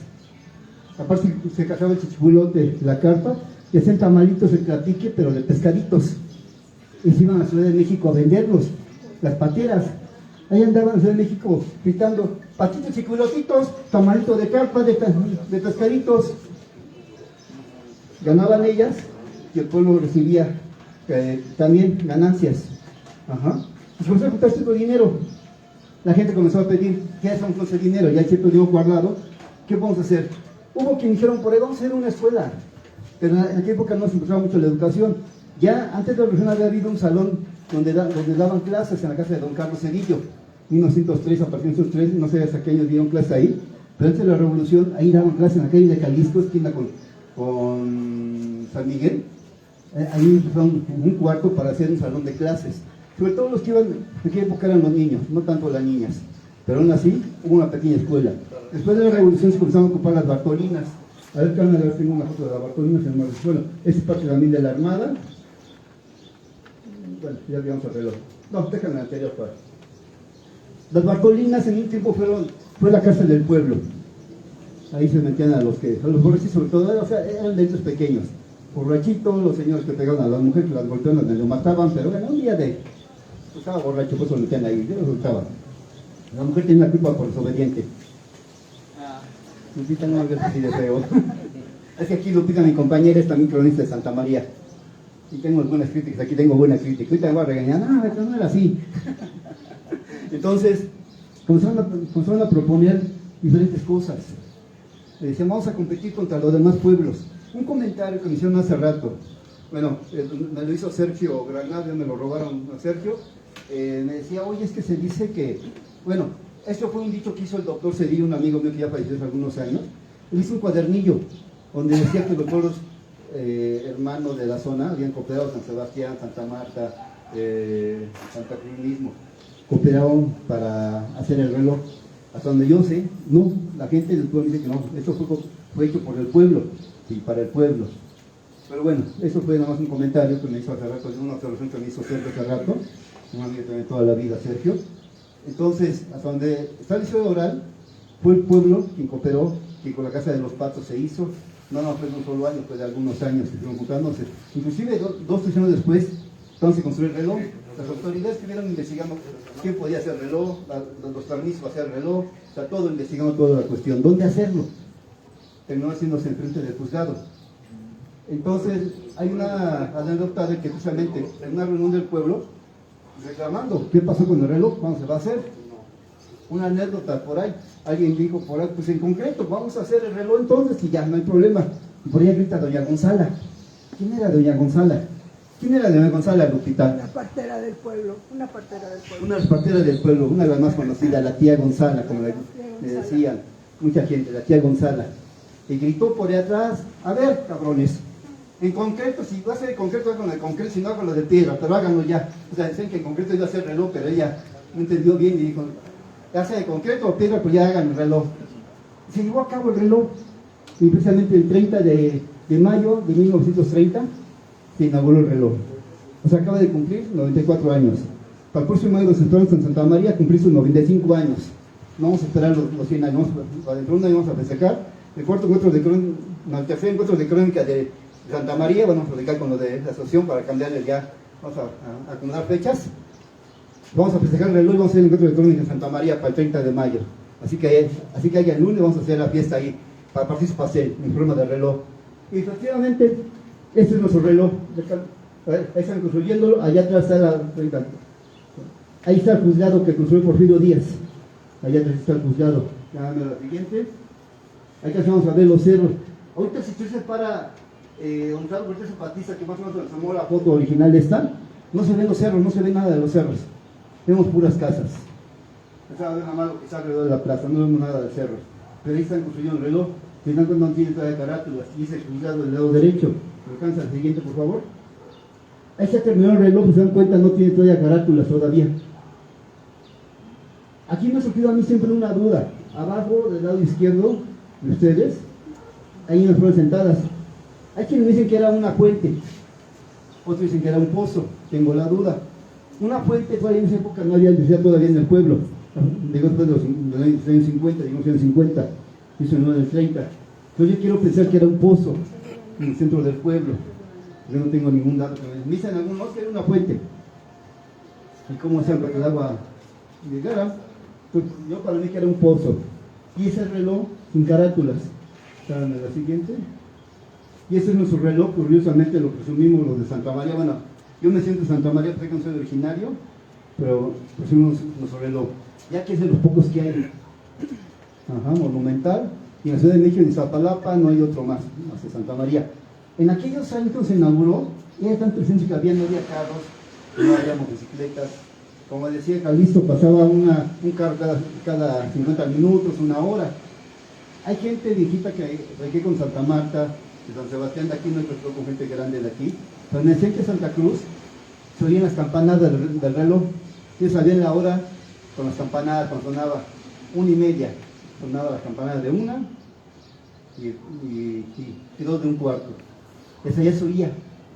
Y no estábamos tan cerca, o sea, sí estábamos cerca, ¿no? Pero sí son por unos 3 kilómetros de distancia. Esa ya se oía el reloj sonar.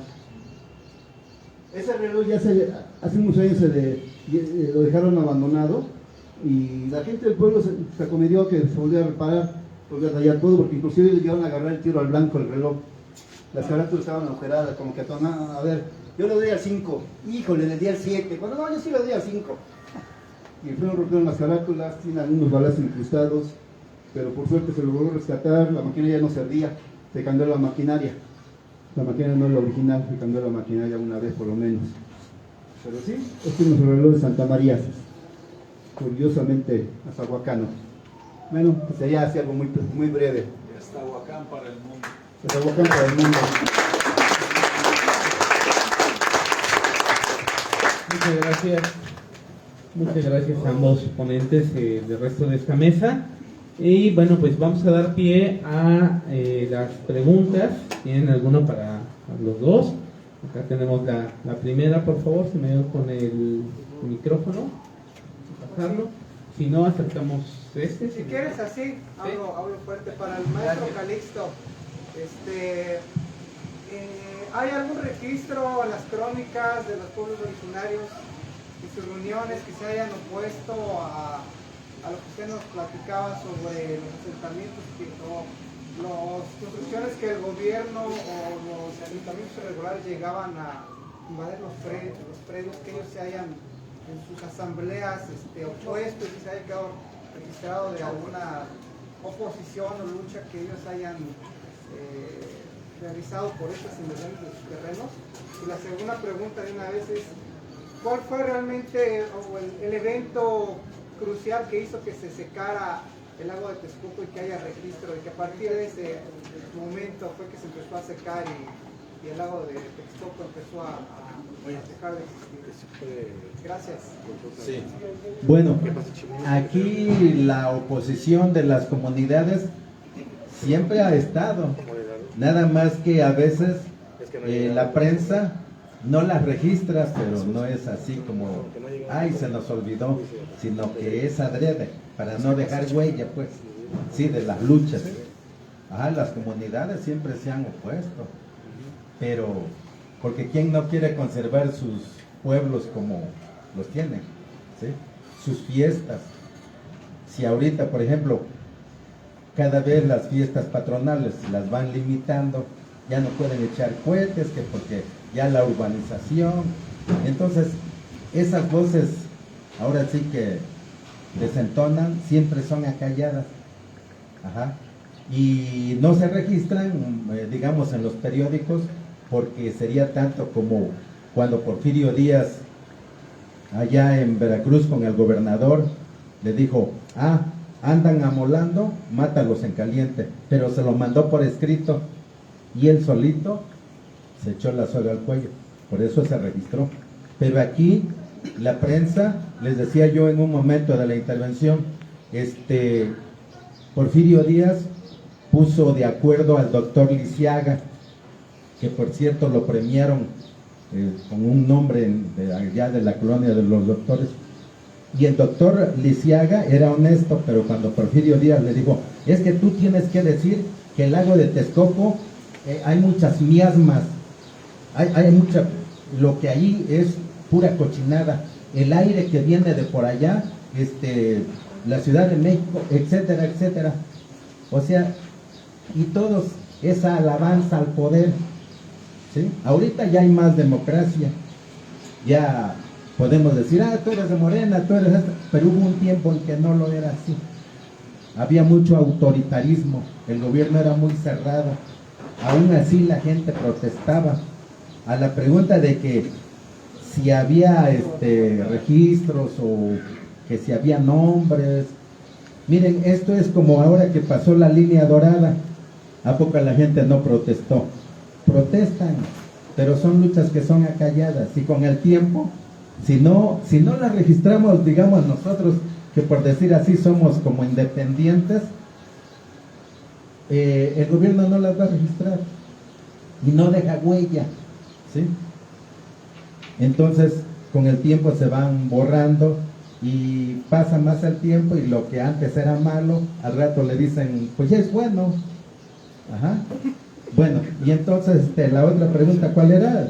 ¿Qué evento fue el que causó que empezara a secarse realmente el agua de Texcoco? Miren, desde que llegaron los españoles siempre fue su sueño, ellos no era compatible tener el agua, porque los mexicanos la ocupaban pues como medio de transporte para las canoas y todo eso. Llegan los españoles y dijeron, no, nosotros necesitamos el puro suelo para las carretas y todo eso. Pero en la época de Porfirio Díaz de plano le entraron, pero ya muy en serio, a desecar el lago, porque ellos veían que la gente, vamos, a partir del gobierno de Porfirio Díaz, ya al vecindades se van a retacar, las de allá del centro. Entonces necesitamos como más espacio para ir colocando toda esa gente. O sea, por lo menos tuvieron esa visión. Ajá. Y Porfirio Díaz lo corrieron, le dieron su patada, pero venir drenando el agua siempre se hacía constantemente, hasta que el agua pues se fue. Todavía, sí, todavía los de aquí, de estas partes, digamos, por 1900, los de Santa Marta, yo tengo el dato de ahí. En 1965 fue el último año que pescaron, y se pescó lo que se pudo, porque ya nada más unos espejos de agua había, la laguna de Tepozán, el Acumul, pero ya eran muy poquitos, entonces ya no, como que ya no redituaba, vamos a decir, seguir pescando. Mejor se fueron emigrando, se volvieron albañiles, se volvieron agricultores, siguieron practicando todo eso. Pero 1965 es un año muy simbólico, porque en ese año las últimas personas que hablaban náhuatl allá en Santa Marta también desaparecieron. Fíjense. Entonces, si vamos así como la pregunta, ¿no? Si hay un registro de que en qué año se acabó el lago y ya no hubo, fue 1965, para muy concreto el pueblo de Santa Marta. Ya no hubo más lago. Y la otra, no sé qué otra pregunta. Una pregunta complementar, ¿no? Sí, complementar lo de Calixto.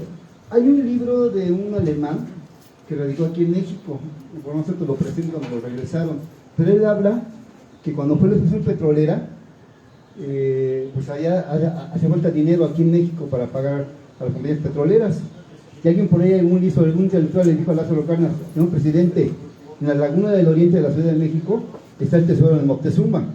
Bueno, ¿y cómo lo buscamos? Es unas redes geológicas, vamos a dinamitar las redes geológicas, se va el agua y buscamos el tesoro.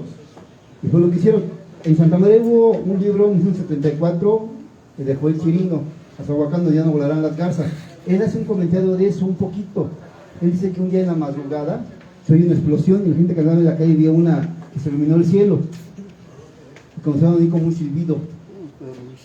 Y se dan cuenta que la laguna se había abierto varias zanjas, de verlo. Muchas de las casas se han caído, son conjuntos de 8 casas, se han caído, sus casas han caído porque están sobre las fallas. En la escuela primaria que Cuauhtémoc también se caía la barra muy seguido, por lo mismo que por las fallas. Pero no sé, ese era el complemento de la pregunta, y viene una observación que ha visto. Sí. Bueno, eso sí maneja siempre que el tiradero de Santa Cruz de Igualco. No era el tiradero de Santa Cruz de Igualco, esos terrenos eran en Santa María, Tacuacán.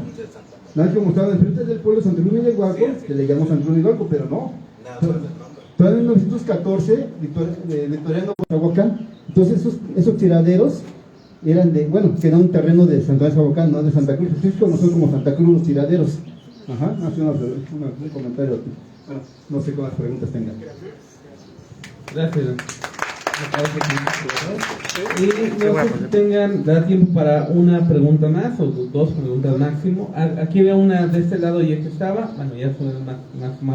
Vamos a plantear las preguntas de forma rápida de este lado. Bien, pues más que pregunta es una aportación. Es característica de todos los pueblos la gente dejar un espacio de comunicación, de reunión, que son las plazas, ¿verdad? Para la convivencia, para las tradiciones, en fin, y esto pues es justamente a lo que vive Santa María. Lo comento porque en los 80, antes de los 80, en el reloj de Santa María no estaba ese circuito cerrado como ahora está. Por ahí transitaban justamente los llamados Ruta 100, ¿verdad? Pero la gente justamente, los Santa María, la gente se organiza, ¿verdad? Para decir, ¿saben qué? Aquí ya no transitan más transporte urbano, ¿verdad? Y dejamos este espacio para la colectividad. Eso es muy importante. Lo otro, para las nuevas generaciones, a los que no han visitado el reloj de Santa María, hay una placa alusiva a los revolucionarios que participaron justamente en este proceso histórico, ¿no? Gracias. Una pregunta que estaba acá, se había acercado el señor Héctor, nada más unos datos, ¿no? Añadiendo primero, respecto a la desecación del lago, ya desde antes de la llegada de los españoles, ya la cuenca del Valle de México ya se estaba secando. Incluso ya el cerro de Tlapacoya ya había emergido, había dejado de ser una isla. ¿Por qué? Porque había sumideros. O sea, ese tipo de grietas que aparecen ya en el siglo XX, por 1950, ya había. O sea, el sumidero que habíamos platicado un profesor de Pantitlán, ahí se iba el agua. Tenían que poner banderas para que no arrastrara todas las barcazas que iban rumbo a Chimalhuacán, ¿sí? Entonces, esa es una parte. La otra, estaban comentando respecto a cuando se tragó lo que quedaba del lago, supuestamente fue alrededor del temblor de 1957, que fue cuando se cayó el Ángel, se rompió la tierra y se empezó a tragar el agua. Pero no nada más es una sola grieta, son varias grietas y que obviamente han estado mermando todavía con el tiempo y en la actualidad han estado escalonando pues todo lo que es la cuenca del oriente. Se está escalonando, están así como bajadas, como terrazas se están haciendo, ¿no? Bueno, ese es respecto a lo que yo quería aportar de eso. Ahora, respecto a lo que comenta de acá, de lo del reloj, el profesor Alberto, yo quiero hacer una mención. Se habla, por ejemplo, de don Quirino Mendoza. Bueno, don Quirino Mendoza también estaba cobrando y estaba dando clases. Usted me había comentado que estaba en Iztapalapa, ¿no? En donde daba clases. Sí, bueno, pero también daba clases, ¿sí? En San Sebastián. Quien lo contrataba era don Justo Chávez. Yo todavía le llamo don Justo Chávez porque pues, es parte de la historia del pueblo de San Sebastián, Santa Marta, Catitla y obviamente Santa María Zahuacán. Hay documentos fechados en donde aparece Rancho de San Sebastián, Santa Marta, Catitla, hasta Huacán, Distrito Federal. ¿Por qué? Porque en ese entonces hasta Huacán era un municipio totalmente independiente de lo que era Iztapalapa. Iztapalapa pertenecía a Tlalpan y en cambio Zahuacán pertenecía a la parcialidad de Xochimilco. Otra de las cosas, sí vivía ahí en Santa María Zahuacán, pero quien lo contrataba, como comento, era don Justo Chávez, y tanto le gustaba también la cultura a don Justo, que quien compra el reloj de Santa María Zahuacán es don Justo Chávez. A él, cuando es la revolución, se lo roban, saquean ahí el rancho de San Sebastián y se lo llevan. Entonces, de ahí posteriormente es como empiezan a ver cómo iban a instalarlo, pero ya eso ya fue después. Yo sé la historia, por ejemplo, de las pateras que hicieron la colecta pero quien manda a construir, quien pone de su dinero para la construcción del juzgado, es obviamente Justo Chávez, porque ahí estaba su hijo, Francisco Chávez era el que era el juez de paz. ¿Sí? Entonces, en donde sí no me consta es de que las personas de Santa María Sahuacán y de las comunidades aledañas, en este caso Santiago Acabotepec, Santa Cruz Mellihualco, Santa Marta, San Sebastián y Santa María Sahuacán, aportaron para la construcción de ese monumento, ¿sí? Y la verdad es representativo, no nada más de Santa María, aunque los de Santa María dicen que es de ellos, la verdad nos representa a todos, porque todos éramos parte del municipio de Azahuacán. Como municipio. Perdón, eso es lo que como municipio de... Sí, pero no. Vamos a, nada, por favor, en orden de lo que tenemos acá de punto, nada más, igual, que contesten rápidamente esta réplica. Y damos oportunidad más a las demás que levantaron la mano de origen, pero tengo tiempo. A ver, vamos a aclarar una cosa. ¿Quién crees que hizo con Héctor esto? Ajá. Justo Chávez, ¿cuándo murió? ¿Cuándo lo mataron a Justo Chávez? 1915. Lo mataron. El reloj comienza a construirse en el 27 para terminar en el 30. O sea, estamos hablando de 12 años después de la muerte de Justo Chávez. Ajá. Más que nada es eso. O sea, yo te respeto a ti mucho y todo esto, y siempre yo esto. Pero no sé, Lupita, rápido. Sí, yo creo que hay una confusión. Una cosa es el reloj y otro es el palacio. Y efectivamente el palacio sí fue construido por órdenes, bueno, por Porfirio Díaz, pero por iniciativa de Justo Chávez.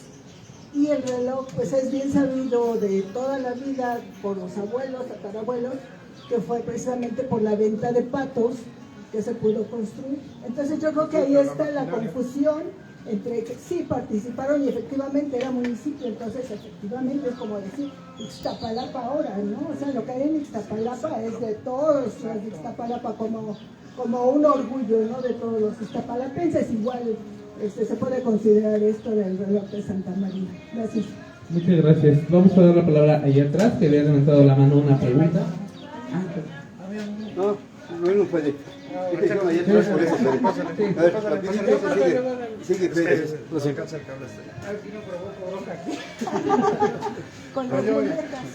Yo me hago para acá, pues si empiezan las chingadas. Vamos a la pregunta que tenemos. Para que no para el siguiente encuentro. Calixto, me preguntaba que, bueno, usted estaba haciendo una reconstrucción de cómo se pobló la zona oriente de Ixtapalapa. Me encontré en un libro algún día en la facultad, haciendo un trabajo sobre la canción Zaragoza, que los predios estaban demasiado baratos en ese momento. Entonces mi pregunta es, ¿en qué momento se empiezan a inflar los precios de la vivienda, de la obtención de terrenos? Porque mi hipótesis es que estos empiezan a presentarse mucho más después del sismo del 86. ¿Del 85? Y después se presenta aún más con la llegada del metro. Entonces, es como que, ¿en qué momento ya se nota la explosión inmobiliaria de la zona oriente?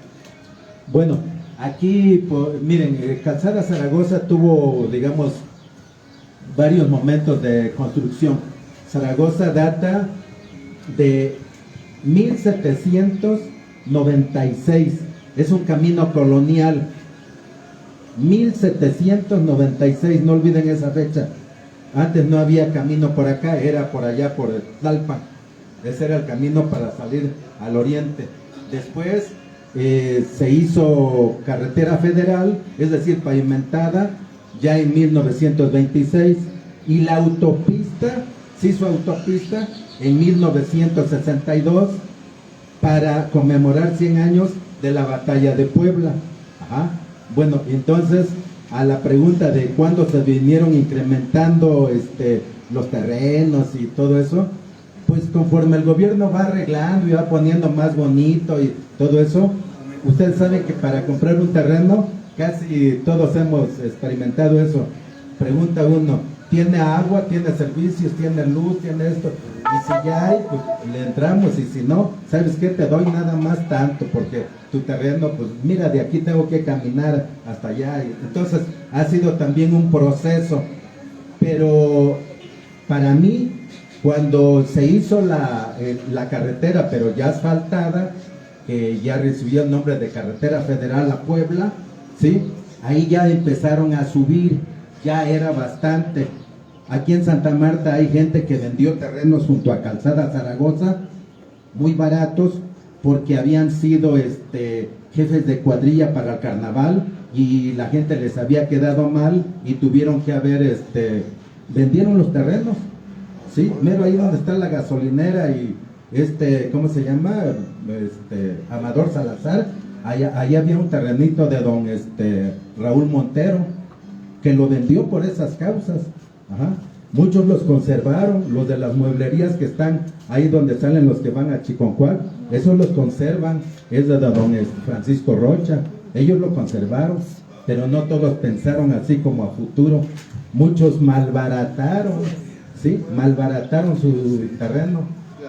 Por ejemplo, entre Zaragoza y la Texcoco, lo que le llaman la Corbata, ahí cambiaban los terrenos por enseres domésticos.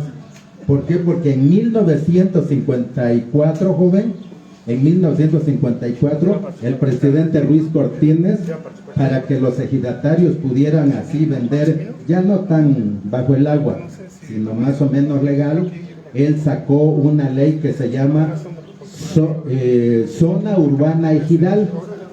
¿Qué es eso? Era una ley que le decía a los ejidatarios, mira, tú tienes tu terrenito, pero fracciónalo en cachitos y véndeselos por lotes, pero a tus familiares. Y lo que te sobre, se lo vendes a los vecinos que anden por ahí. Pues el proceso fue inverso. Los ejidatarios fraccionaron y empezaron a venderle para sacar dinero a los extraños, como nos dicen en Santa Marta, los refugiados. Ajá. Menos a sus familiares. Pero si ustedes, por ejemplo, de ahí de Santa Marta, si ustedes van al Ejido, a Santa Marta Norte y Santa Marta Sur, sí viven muchos originarios de vez en vez en unos terrenitos, pero no fue la regla, porque tal parece que ese fenómeno que quería Ruiz Cortines, en lugar de beneficiar, perjudicó, pero a lo mejor fue intencional. El gobierno siempre lo hace de manera muy por debajo del agua. Dice, yo los voy a convencer y les voy a decir esto, pero en realidad lo que busca el gobierno es otra causa. La debilidad que tuvieron los pueblos, todos, es que están muy cerca de la Ciudad de México, y eso es una, yo diría que una como debilidad, ¿no? ¿Por qué? Porque la sobrepoblación que hubo en los años 60, la famosa explosión demográfica de la que nos hablaba, que nada más se curaba con preservativos y que la píldora y todo eso que ver con el 68. Entonces, para ganarse a la gente, sobre todo a los nuevos que van llegando, les dijo, ¿saben qué? Invadan, y yo siendo presidente voy a regularizar. Él sacó una ley que se llamó, una comisión que se llama CORET. CORET nada más se puede meter en los ejidos. ¿Y qué eran estos? Pues eran ejidos. Entonces vean ustedes que así surgieron las colonias de por acá. Y también Echeverría llenó de escuelas esta área de aquí, primarias, secundarias, etcétera, etcétera. Entonces las colonias del oriente de Iztapalapa casi podemos decir que son echeverristas de esa época. Después vino López Portillo y como que siguió, y el que remató fue Miguel de la Madrid, y hasta un nombre tiene aquí una colonia Miguel de la Madrid. Allá por donde empieza Iztapalapa, por Canal de Chalco, colonia José López Portillo, colonia Jan González. Le ponían el nombre de los que beneficiaban supuestamente esta área de aquí. Gracias. Vamos a cerrar con las últimas dos preguntas. Me gustaría que se hicieran corridas para que ya cerremos el tiempo, por favor. Yo quiero retomar la primera pregunta de esta mesa, porque pues, la mayoría ya estamos en la séptima década de la vida. Y muy puntual la pregunta del compañero, o sea, ¿cómo se hizo la resistencia? Y la voy a pegar con la pregunta que hicieron en la primer mesa. ¿Qué hicimos en el cerro de Tepepolco para que ahora vaya a la declaración de valor ambiental? Entonces, hablé de la historia de vida y sobre todo la personal, compañeros, porque cuando sucede lo del 68, yo tengo 5 años. Cuando lo sucede del 71, yo tengo 8 años. Pero en mi historia de vida pues está la historia de la revolución nicaragüense, la matanza de los campesinos en Guatemala. O sea, hay mucha historia que si no la dimensionamos pues nos perdemos. Y bueno, hoy afortunadamente estamos vivos aquí, los estamos platicando, pero esto platicarlo en otro momento ya no estaríamos muchos de nosotros. ¿Por qué? Con la primera mesa, la compañera que estaba ahí preguntó que cómo es que avanzamos con el cerro. El cerro empezamos a trabajarlo desde hace 15 años y después se hizo por gestión pues el Parque El Mirador y poco a poco ha ido visibilizándose el cerro de Tepepolco en el Peñón Viejo. Y ya con la ayuda de la maestra Beatriz, con la ayuda del senador Gabriel García, con la ayuda de un diputado federal en Tabasco, se sumaron voluntades y se pegaron todas estas voluntades al proyecto de pues buscar cómo hacer caminar sin conflicto, porque todo esto que están diciendo pues hubo muchos conflictos y la gente que se oponía pues las mataban. O sea, de eso no hemos hablado. Pareciera que es una historia de un cuento bonito y un final feliz. La verdad es que los mataban. Y entonces, bueno, pues aquí mismo estuvo el MRP, el PMT, o sea, antes del PSUN habían muchas organizaciones. Y todas esas pues arriesgaban su vida en esa lucha social. Del compañero que se retiró de esta mesa, habló del trabajo colaborativo. Y el trabajo colaborativo es lo que está dando resultados, sin hacer violencia. Porque a ellos no les gusta a los gobernantes que les pongamos una manta, una marcha, una manifestación. Entonces en el cerro de Tepepolco lo que hicimos fue conectarnos con la tierra. Un amor y respeto por la tierra y de esa manera empezar a trabajar con técnicas de agronivel para reacomodar magueyes que ya habían sido sembrados hace 30 años, se introdujeron nopales, se introdujeron otras especies que tienen cavidad en esos escenarios.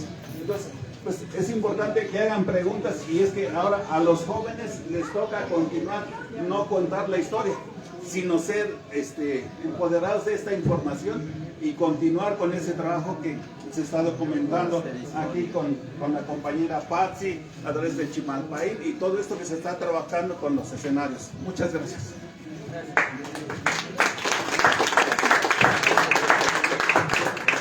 Gracias por darme la palabra. Nada más para decir que es el propio maestro Calixto quien está dando la respuesta a una pregunta de cómo fueron las protestas por esta urbanización.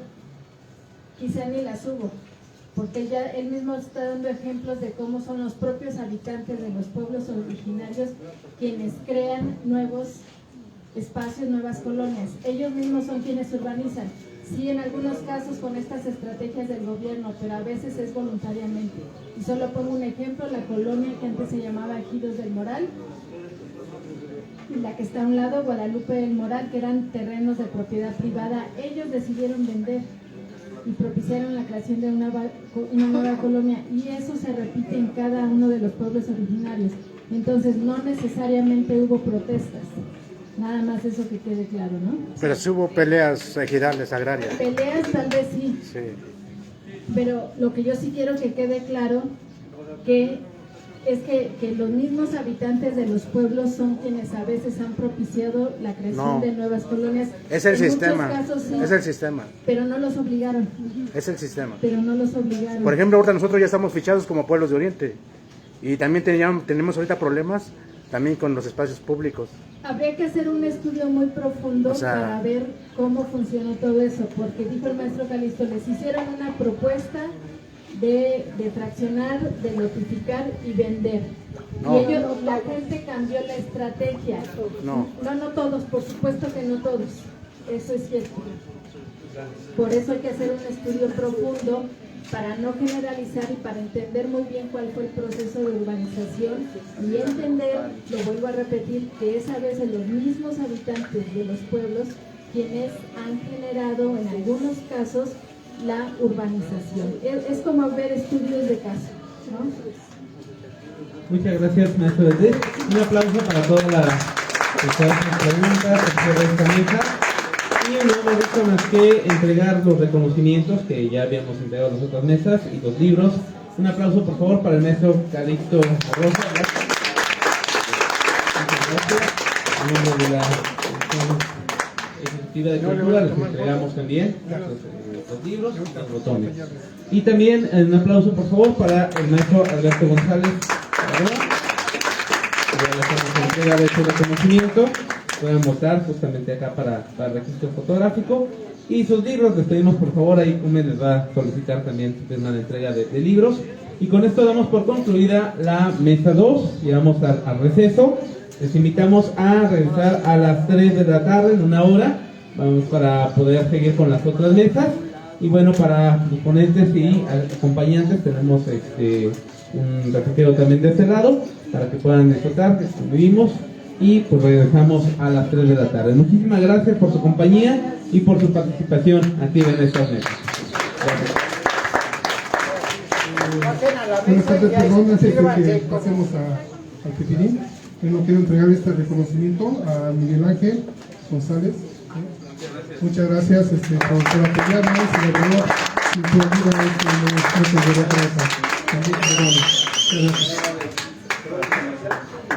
gracias. Gracias. Así, y un comercial acá también tenemos. Nosotros como Crónica Zahuacán estamos haciendo recorridos históricos. Hicimos 2 en Santana Zahuacán, quedó pendiente uno del antiguo camino de la Zahuacán a Tlaltenco, pero para el día 30 de junio vamos a subir al Cerro de la Estrella, quien nos gusta acompañar. Ajá. Aquí nos vamos a visitar el Museo Fuego Nuevo, la Cueva del Diablo, a ver si nos vamos a ver el Diablo, la pirámide. Bueno, este comercial. Los diablos estamos afuera. Muchas gracias, buen provecho. Buen provecho, gracias. El 9 de junio, el domingo. Están invitados todos. ¿Mande? Sí. Hay que visitarla. No, ya. Ayer fui a la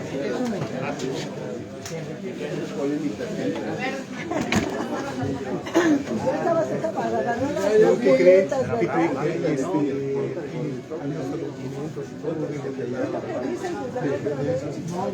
Yo encontré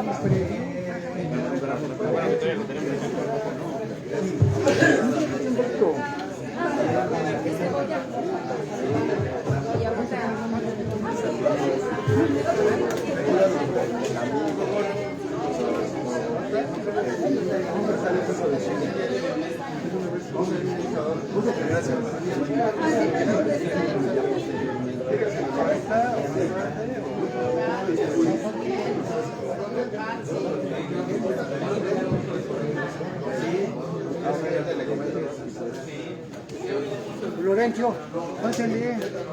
A echar un taco, ¿no? Ya soy famoso.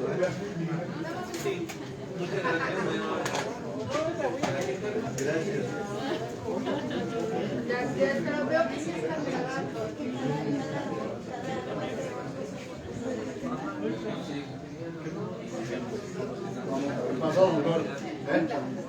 Ya.